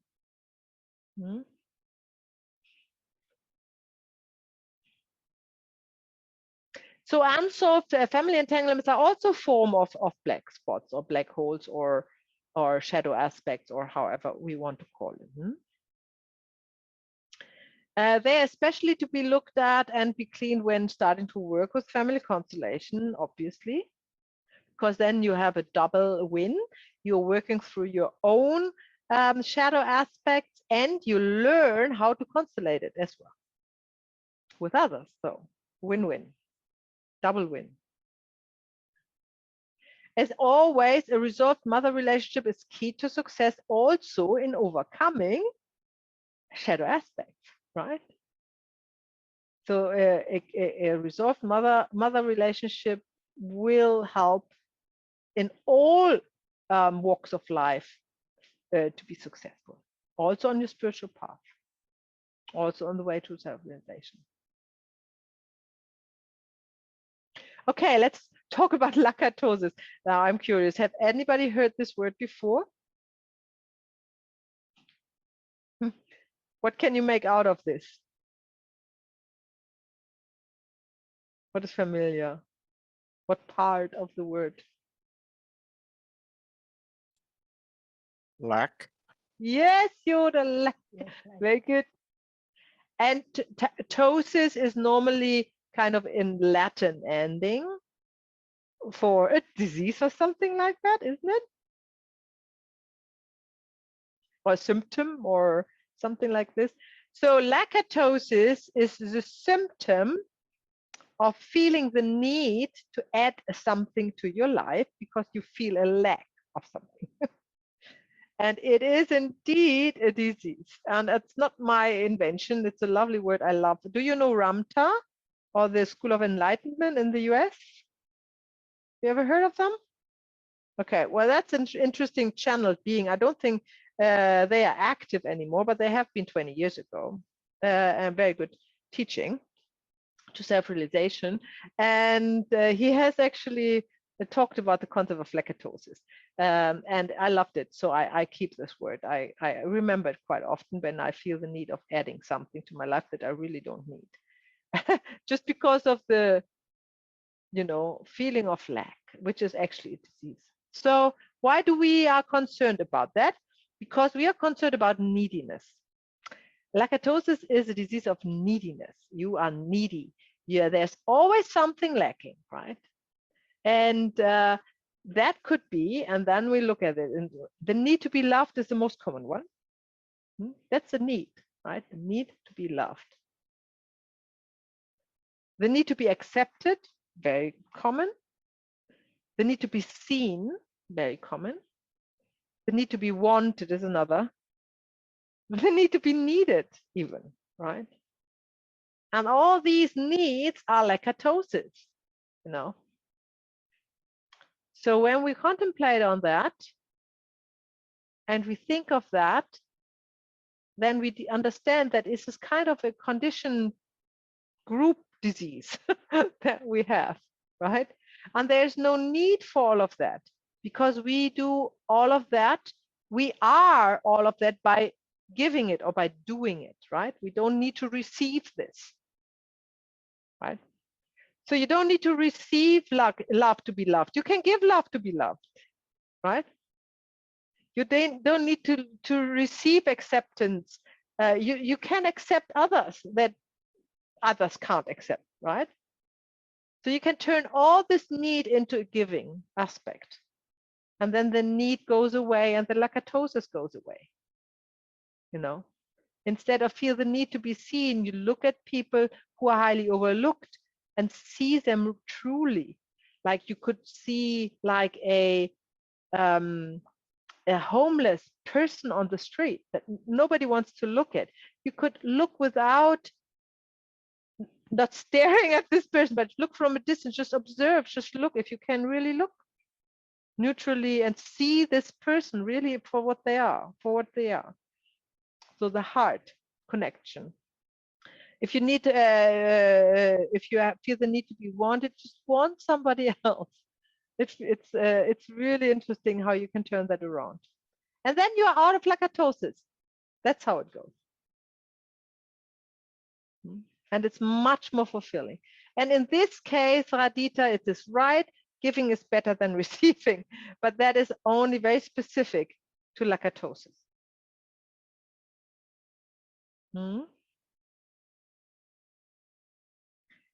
Okay, so now we have a trap when we talk about lacatosis, especially when you're trained to become a family constellation facilitator.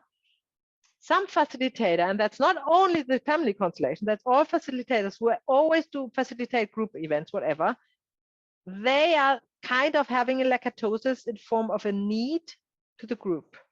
They need the group, right? And that's actually quite common. And if there's a need to have the group experience, and you're in the state of lacatosis, you cannot be an objective facilitator of the group at the same time.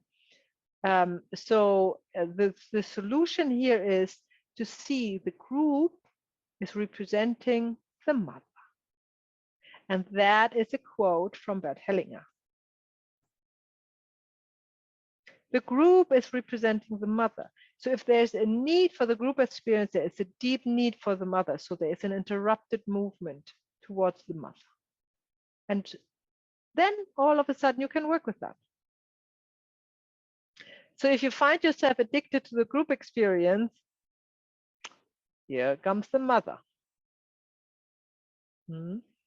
I have a lovely, I have experienced myself, and well, I don't know if it's lovely, but I have experienced it myself with Bert Hellinger's wife, Sophie Hellinger, who was also teaching in the school of Hellinger School.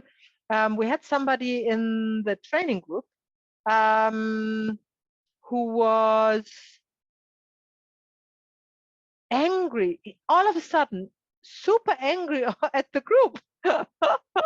He was really inappropriate. I don't know how it started. I don't remember that, but he really became nasty and was arguing with group members and was kind of the whole group. And then she sent him out and said, you can't do that here. You have to go.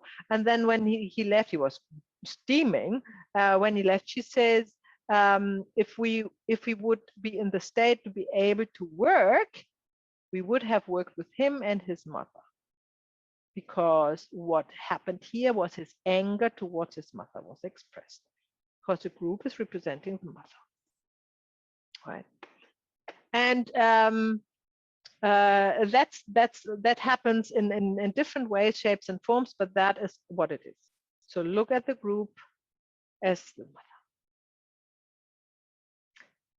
Okay, so we are coming to the part where, that's a new part, troubleshooting. So let's go back. Is there any questions to what we have just talked about? To personal growth, to the spiritual path, through releasing trapped emotions, to lacatosis, or any of the topics we have covered? Maya, I have a question about the group experience just now. Because you mentioned just now that if, let's say, you're angry at the group for no reason, I mean, there's an interrupted movement towards your mother. But how about like you on the other extreme, that you always need, that you said that you are, what is that called? Lacatose, you need the group experience. You need the group experience, yeah. Same Does it also thing. mean the same thing, that you have unresolved, uninterrupted, interrupted movement towards the mother? Yes, it's the same, because it's the same dynamic, the need for the mother that is not fulfilled. In some instances, the child is angry, and in other instances, the child is desperate. But it's the same dynamic. It's towards the mother, and the way hasn't been completely, how can I say, finalized. So the way towards the mother has stopped somewhere. So yes, that's the same. And how about, is there any symptoms if there is an interrupted movement towards the father in this case? Who is representing in this? Did I mention that before? I'm probably have. The teacher, right? If you are, okay. The teacher or the leader. So if this person would have been angry towards Sophie Hellinger, specifically, there would be an interrupted movement towards the father. Very good. Life is so simple, eh? It's so much fun once you understand it. Right. Okay, so let's go ahead. We go to troubleshooting. The most common challenges in family constellations, because we're at the end of our part 3, and we just want to round up and kind of gather what has not been said yet. So the most common challenges in a family constellations are, and there are, of course, there are lots of challenges, but the most common ones, the ones I want to point out, to work with mentally impaired participants, and to work with family secrets. That's the most, challenging, probably. Well, 2 of the most challenging aspects of the work. So let's look at mentally impaired participants. And what do I mean with it? Practically everything where, I mean, we all have a different mental state, and it is very relative. People can say that, about you or me or whoever, they are mental. But that's not what I mean. I mean mentally impaired like a diagnosable disease, right? Like something's really not quite right there. Okay. So signs of these mentally impaired persons in the family constellation workshops are they can't comply with the rules. That's a very strong sign. Because imagine you have a participant who comes to the event, pays for it, is excited to go there, right? And is not able and is rejecting quasi what's offering there because they cannot comply with the rules to start with, right? So there's something not right, because why would they come to start with? Because they didn't make the event. They go to an event that is pre-made, and these are the rules. That's the event is defined by the rules, right? So if you look at it, so that's one sign. I'm not saying that everybody who's not complying with the rules is mentally impaired, but if they show more of the following signs, right? It needs to be 2 or more, definitely, not only 1. They demand your intention, that if you have one of the workshop who's always up with the hands and asking and commenting even on what you say, or tries to get your attention by fiddling around with things, and this people demands your attention, is never content with the outcome, wants always more. Like whatever you offer, whatever they get, it wasn't enough. And you will never see a smile on these persons, by the way. They are always under pressure somehow, right? They can't take anything lighthearted neither.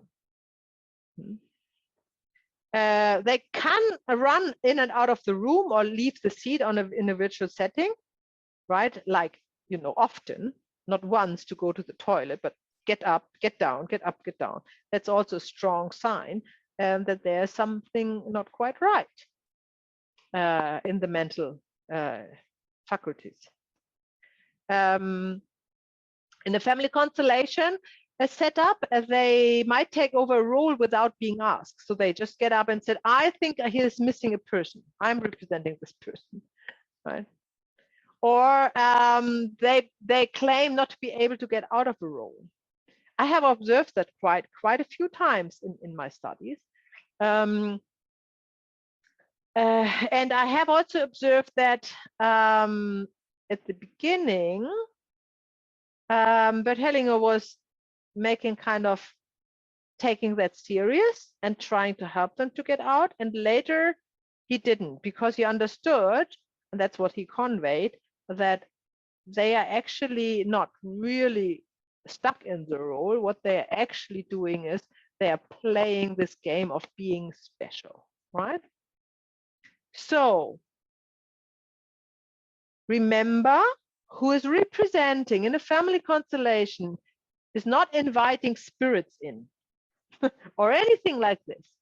So at any time and at any point, you are in fully control, and you can say at any point as a representative, I stop here, I sit down, right? Or I continue. Or I am, let's say, Sylvia, and the role I'm presenting is the third grandmother. You always can, decipher between this. There's never a second where you cannot do that. Of course, it can touch you. This is your shadow aspect. It can trigger, it can touch you, but you still feel yourself and the role. You know that. But these mentally impaired persons, they don't feel, or they claim not to feel. I think they claim not to feel the distance. I still think they feel it. But they claim not to feel the difference anymore, right? So they may even think they're possessed by the family member they have represented. I had one case of this in a few years ago in a family constellation. She said she's possessed, she's in him. So that was not an actual fact. It was all mental. It happened in her mind, right? Didn't have actually. They often hear voices and say, I've been told, you all have represented so often, you know how it is. You are not told what to say. It is, you feel it rather than, nobody's speaking to you with a male or female voice, right? Or did that ever happen to you? I'm now getting curious, assuming. No, you don't. You can. So if somebody would talk to you, could actually say, okay, was it a man or a woman? Right, because these voices are distinct different, or a child, right? And then, they would probably come up with something. There is a male voice, and then that cannot be true. Because nobody of the representatives, it's an information from the field. It's not the actual person that is actually present, right? So they cannot speak neither. And of course, they want to tell you what to do, right? They always know it better, right? I don't say that everybody who knows it better is mentally impaired, right? It's borderline, but they are not. But if 2 or 3 or more of these signs are present, then definitely yes, definitely yes. So what do you do about it? Does it even matter? Well, it matters. Otherwise, I wouldn't talk about it, because it causes trouble. It causes trouble. And how do you deal with it? Well, first of all, you have to have in your terms and condition, you have to let them sign that they are mentally and physically not impaired, like they are healthy, right? So and then you always have to have a disclaimer that you can dismiss persons from the group that are not complying with what they have actually signed, right? So that's a good start. And then secondly, you don't give them what they want. Just don't do that. Don't give them the attention they want. Just ignore them. Say, sit down. Just be a little bit more assertive with them and say, sit down, it's all okay. So that's ways to do that. And of course, the last but not least way is to show them out of the room if that's really disruptive. Also, mentally impaired people do not benefit from family constellation in general. They do not benefit because they are so obsessed with their own mental constructs. They can't let go of it. So whatever happened in the family constellation, they would not process it in any way, shape, or form. So it's also a waste of time as well. So you really want to avoid that. Mild form of mentally impaired persons, they might benefit. I'm sure they benefit in the long run from family constellation, but not from one specific one. Just keep on doing the healing work and embarking on self-realization and get out of this mental state, this over dominance of the mental aspect of life. So schizophrenia is one of the most severe mental impairments, and there was quite some. I mean, Bertellinger mentioned schizophrenia quite a lot. And I have done that in the Orders of Love. Do you remember what the reason for schizophrenia in the family system was? Just wondering. Anybody? We definitely touched it. So the reason for schizophrenia is if you are entangled with 2 family members who have opposing dynamics. So these dynamics cannot be cleared because they oppose each other. So this also means that you cannot help a schizophrenic person with family constellation. You cannot help a schizophrenic with a traditional medicine neither, because the psychology says schizophrenia cannot be healed; it can only be managed, right? With medications normally, and that's also in family constellation. So at the severe form of mental impairment, the schizophrenia, I would recommend don't try to heal that. When it comes up in the family constellation, and it does come up some here and there, this is also not a need to break it up and do nothing, because maybe there are other aspects in the family system that can be shown and can be healed, right? So it does not mean to break everything up. So when do you see and how do you see schizophrenia in the family system? That's what we want to look up, and how to deal with it. No, hang on, going back. I didn't write that down. So the signs of schizophrenia in a family system are that the person, the representative, is running in circles. That's a very clear sign of schizophrenia. And I really mean running. They are not obeying what you said. Remember, mental impairment people don't stick to rules.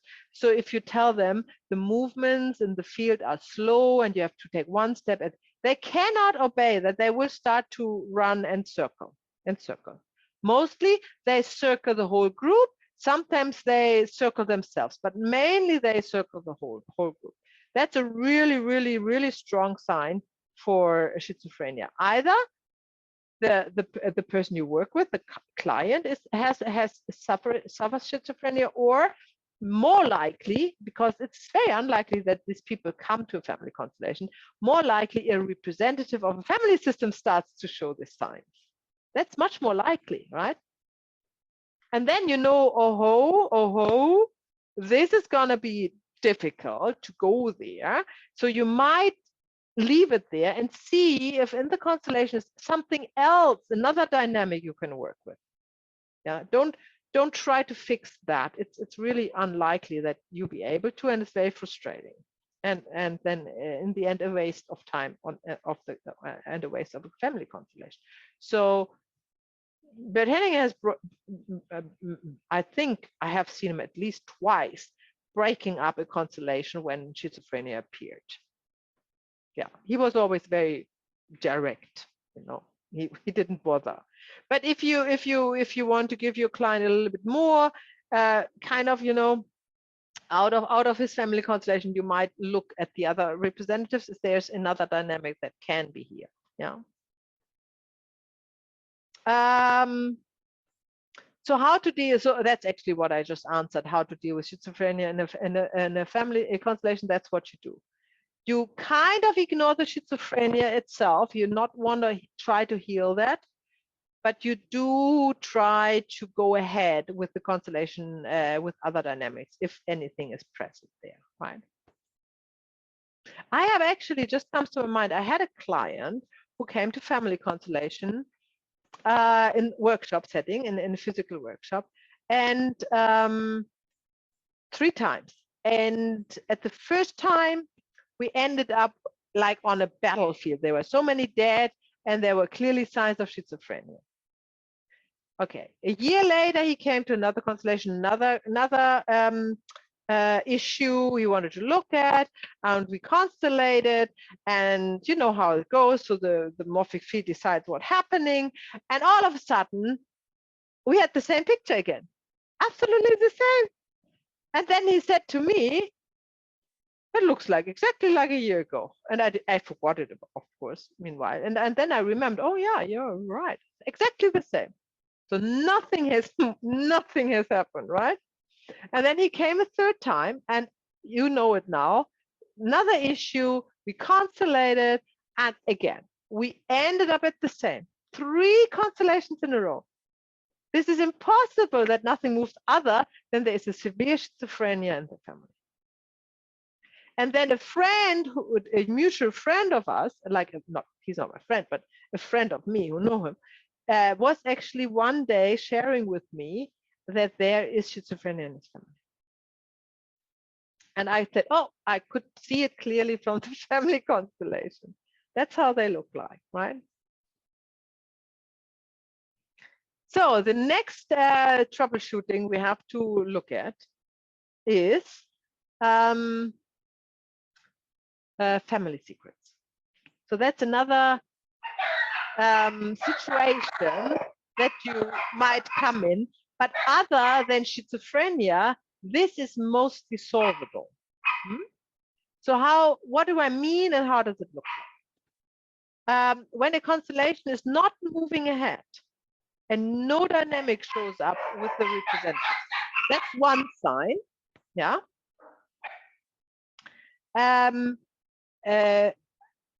Oh, I'm so sorry. I have just quickly leave you here just for a second.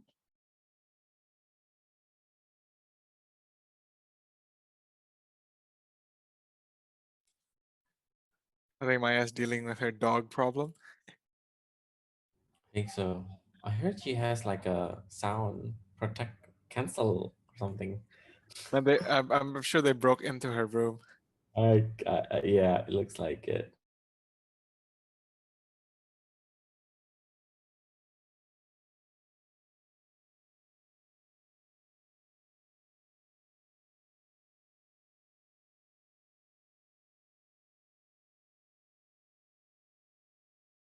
Okay, so I'm back.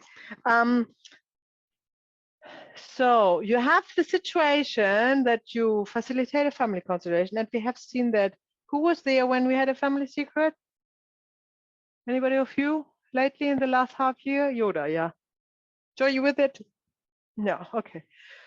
So this is a constellation when, you put the representatives and normally they start to move or they start to look at each other. And after a while, one would feel the need to express something, yeah? And that is how you start to find out what dynamic you are working with. And when there's a family secret, nothing happens. Absolutely nothing. You can place 8, 10 people there, representatives, and nobody looks at anybody. Nobody moves anywhere. Nobody wants to share anything. Like, that's the worst case for a family constellation facilitator. You have nothing to go with. Absolutely nothing. And that can be so horrifying for somebody who's new and who does not know about the family secret dynamic, right? This is why it's important. So in this case, and it does happen, how often did I have that? I don't know, probably 10 times now or more, maybe even 20 times. In this case, 99.9% chances are that in this family there is a secret. And by definition, a secret is something nobody knows other than one person, the keeper of the secret, right? I mean, that's the definition of a secret. Nobody knows about it because it's secret, but one person keeps it. And this is why nobody knows about it, because this one person doesn't talk about it. So now you know, when you look at the fabric of a secret, now you almost know what to do in a family constellation to solve family secrets. What do you think? Just throw it out there. What is the solution here?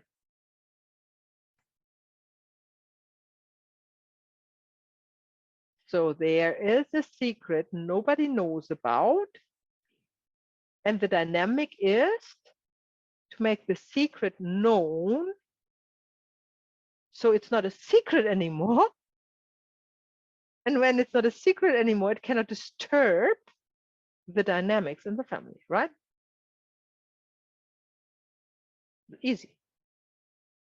So what are we practically doing in a family constellation is, if there's nothing moving and there's nothing you can go off, then you choose another representative. Before I say that, that is fine. You can break up a constellation there. Don't worry about anything.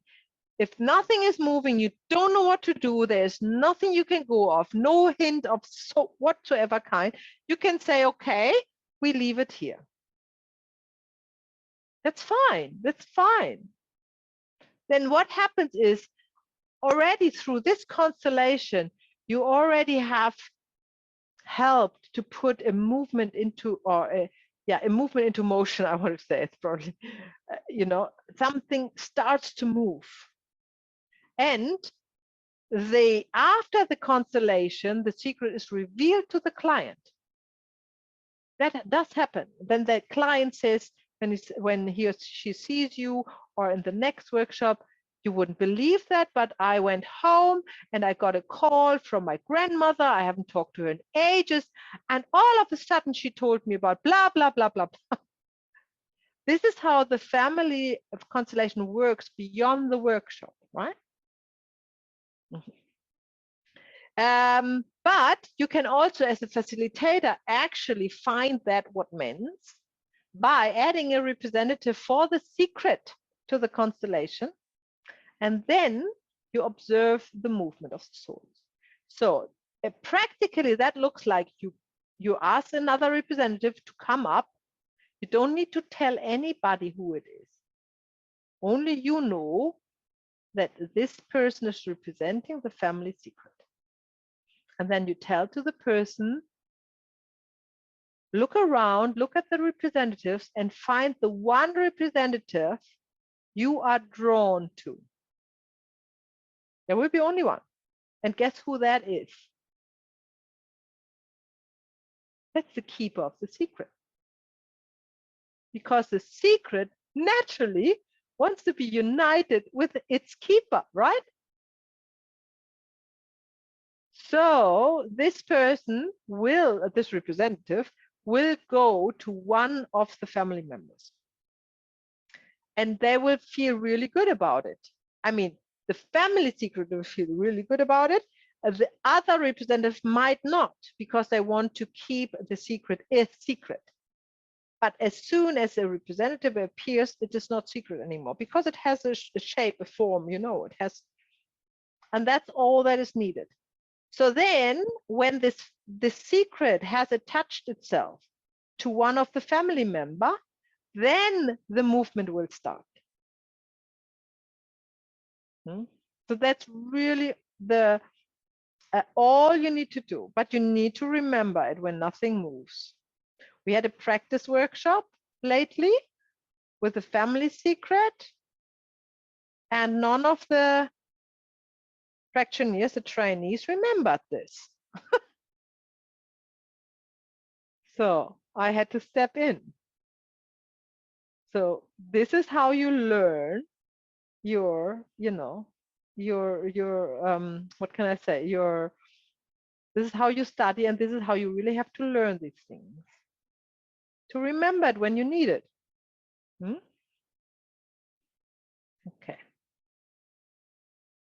So we have a little bit of time, and we do, I was thinking we do an exercise consolating a family secret, but then I felt like we cannot really consolate a family secret.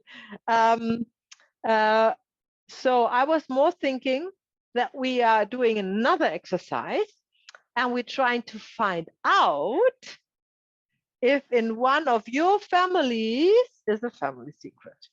Shall we do that? Yeah. Okay. So what we're actually doing is we are doing a constellation now.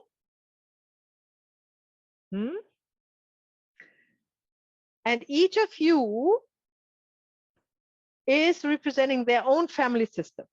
Yeah. So you are the representative for your family system. Everybody but one. Who wants to volunteer? Hands up. One is relieved from this duty.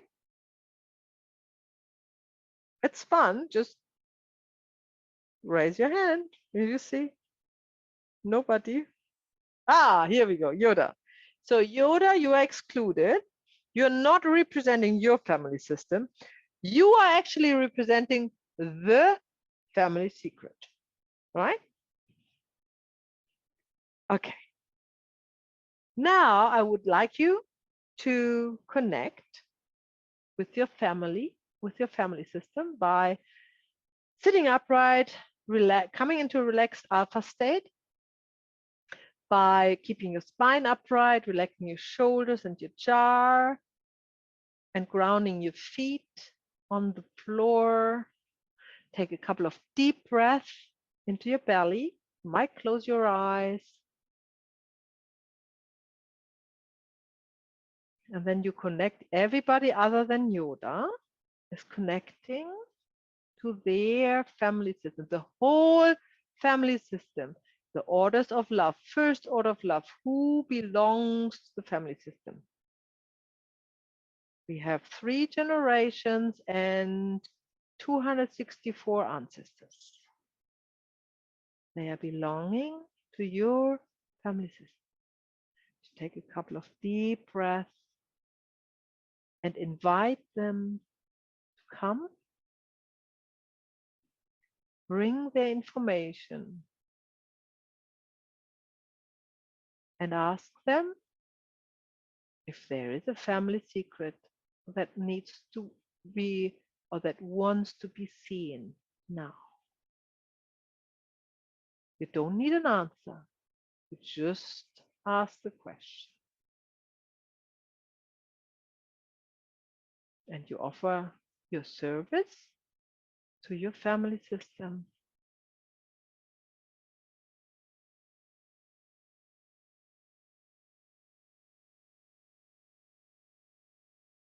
And then in your own time, just open your eyes.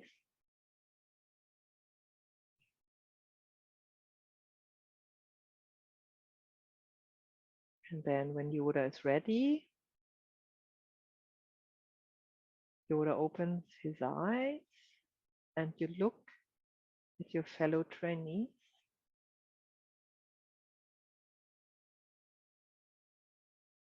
And find the one that you are drawn to.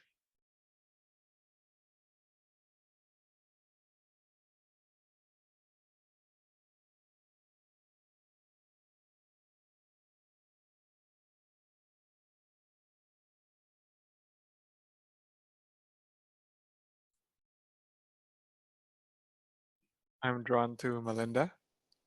My Linda. I was wondering about that, Yoda. My Linda was in the dark. I don't know whether you recognize that. Yeah, did you? Yes. My Linda, unmute yourself.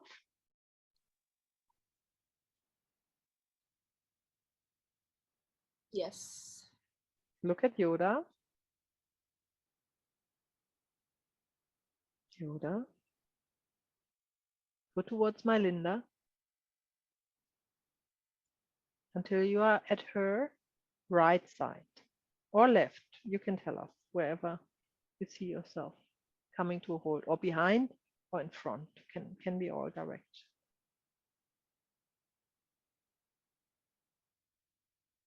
I see myself standing behind her to the right. Very good. And how do you feel, Yoda?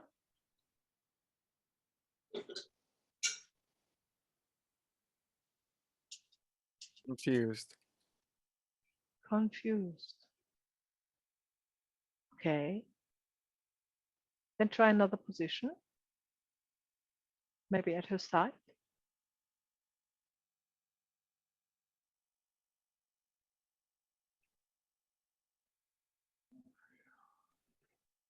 I'm comfortable behind her. Oh, is she looking at you or not? No, I'm looking at her back. Okay. That's where you feel comfortable. Yes. Very good. My Linda. How do you feel? I feel fine. Very good. Now you see yourself turning around towards Yoda, who is behind you.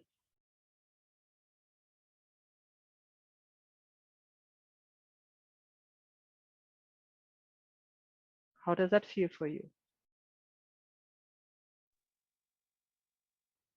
I feel okay, Maya.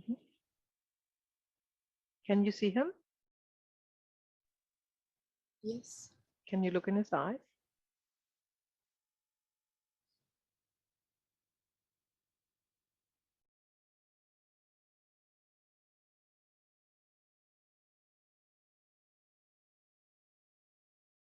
No, you can see you can't look in his eyes.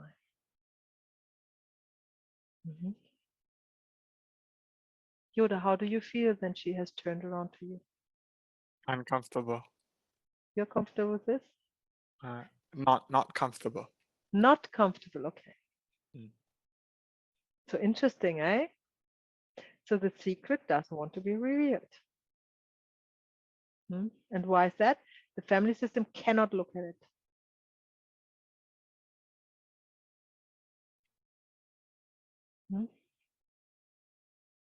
So what are we doing here?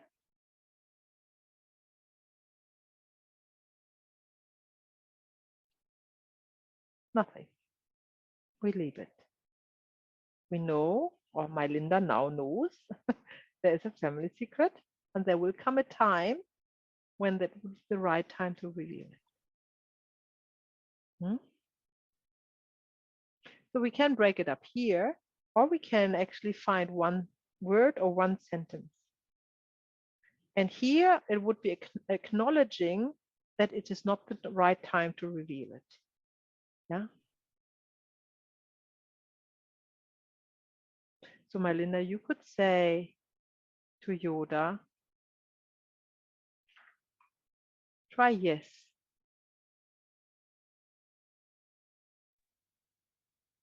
Yes. I acknowledge that you exist. I acknowledge that you exist. How does that feel for you? Good. Good.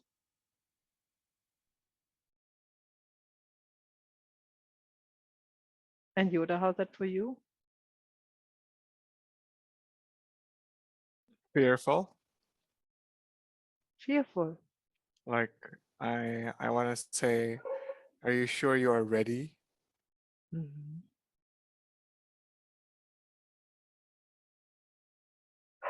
Very good.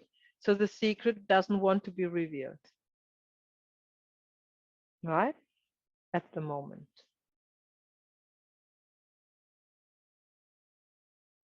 Say to my Linda, Yoda, you are not ready for me.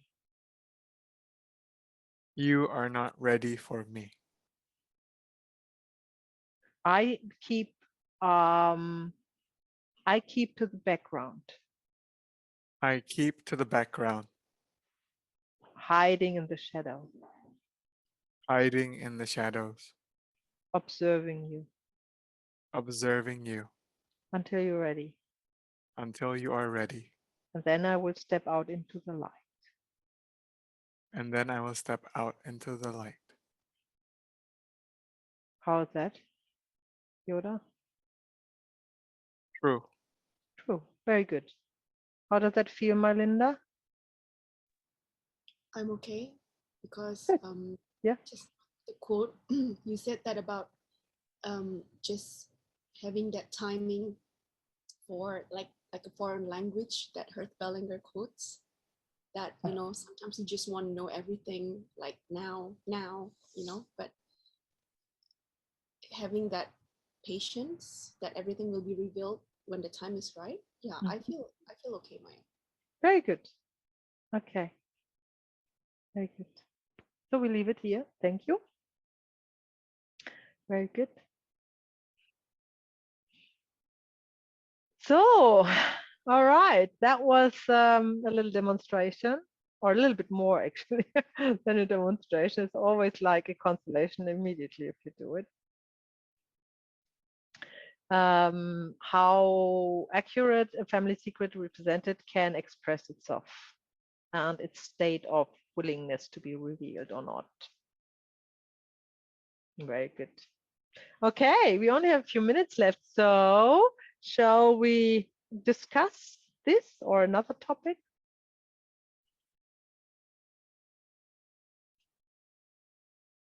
Otherwise, when you have no questions, I have a couple of announcements. So Maya, with the little constellation earlier, when the family secret states that it's not ready or it doesn't want to be revealed, then we should leave it as is.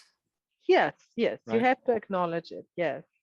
I was a little bit tempted, but that would probably, but it was, so you could often you know how it is. If you acknowledge something, if you acknowledge a dynamic, it already changes it.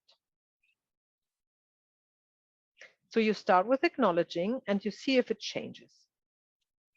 And chances are that it does change.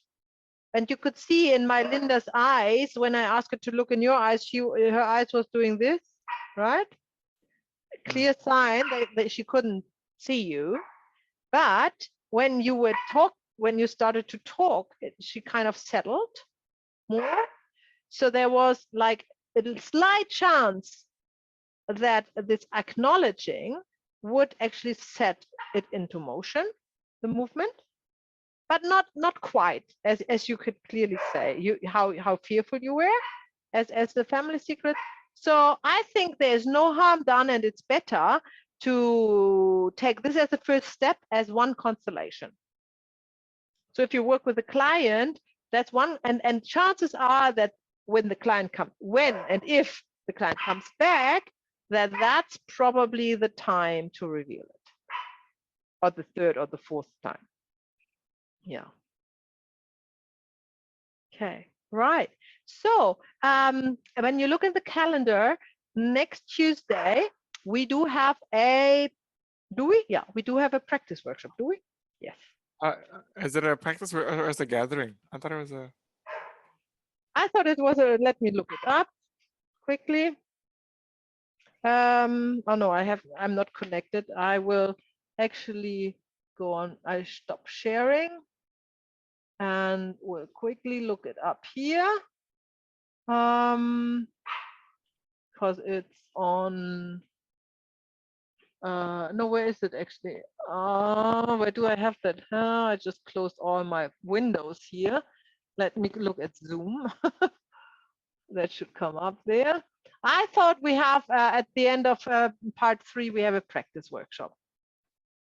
I'm actually pretty sure. No? So hang on, why can I not see that here? Maybe I can put it on my iPad. Let me just check that here. Oh yeah, it is a practice workshop. Yep. Yeah, So you're right. what that means is that it's another 3-hour session, but it's not a teaching content. It is you practicing facilitating within your group, right? Because the group is large enough to do that, so we don't need to invite anybody else. And for everybody, it is more a safe space to do that if we don't have any other spectators, right? Okay, so you don't need to prepare in particular for that. However, I will try to make over the weekend, when are we gathering on Tuesday? I will try to do at least before the weekend to put the recordings of part 3 into the group chat. Yeah, so you can recap if you want to and prepare over the weekend on Monday for Tuesday when we do our practice workshop. So we don't know, as always, it's like a workshop. We see what the morphic field decides, who's constellating whom, and so we will not plan that, but it would be good if you recap the teaching content that you are not really sure about, and even if you just look in your notebook and don't watch the whole recordings right now, to feel good about, feel prepared. Let's put it that way. Okay, that's about it. So that's what we do next. Exciting next week. And then there's also, I don't know exactly when, but it's in the Google Calendar, another training or a practice workshop coming up. Obviously, for the whole trainees of Family Constellation Virtual, obviously you are also invited to that. Yeah. So it counts as your extra curriculum workshop hours. So if you join them, you are not going to constellate there, but you're going to represent there and being part. And also it's very educational if you see your fellow trainees starting, using their facilitation muscles. So I would recommend that you also look up these dates and come if you can. Okay. We have a normal workshop on the 29th, right, Maya? Do we not start in June again? No, it's a regular workshop. Okay. I mean, yeah, there's one on the No, no, of 29th. course, a regular, an open workshop. Yeah, Yeah. an Sorry, open I was somewhere workshop. else. Yeah. The Absolutely. practice workshop, the next practice workshop is 6th of June. Yeah. Fantastic. So you got the dates there. So the next open workshop is like, a normal workshop where you have your voucher for at the 29th. And then the next workshop would be not a practice workshop with the whole community, training community, right? So got that right. Okay, so there's lots of practical work coming towards you. And then we start with our training module again in the first week of June as well, do we? Yeah. Awesome. All right. So I wish you. Thank you, Maya. Thank you, Next Maya. time. Thank you, Thank Maya. you for Thank you, joining. Maya. See you soon. Bye. Thank you. Maya. And I Bye, see you. family. Bye. Bye. Bye.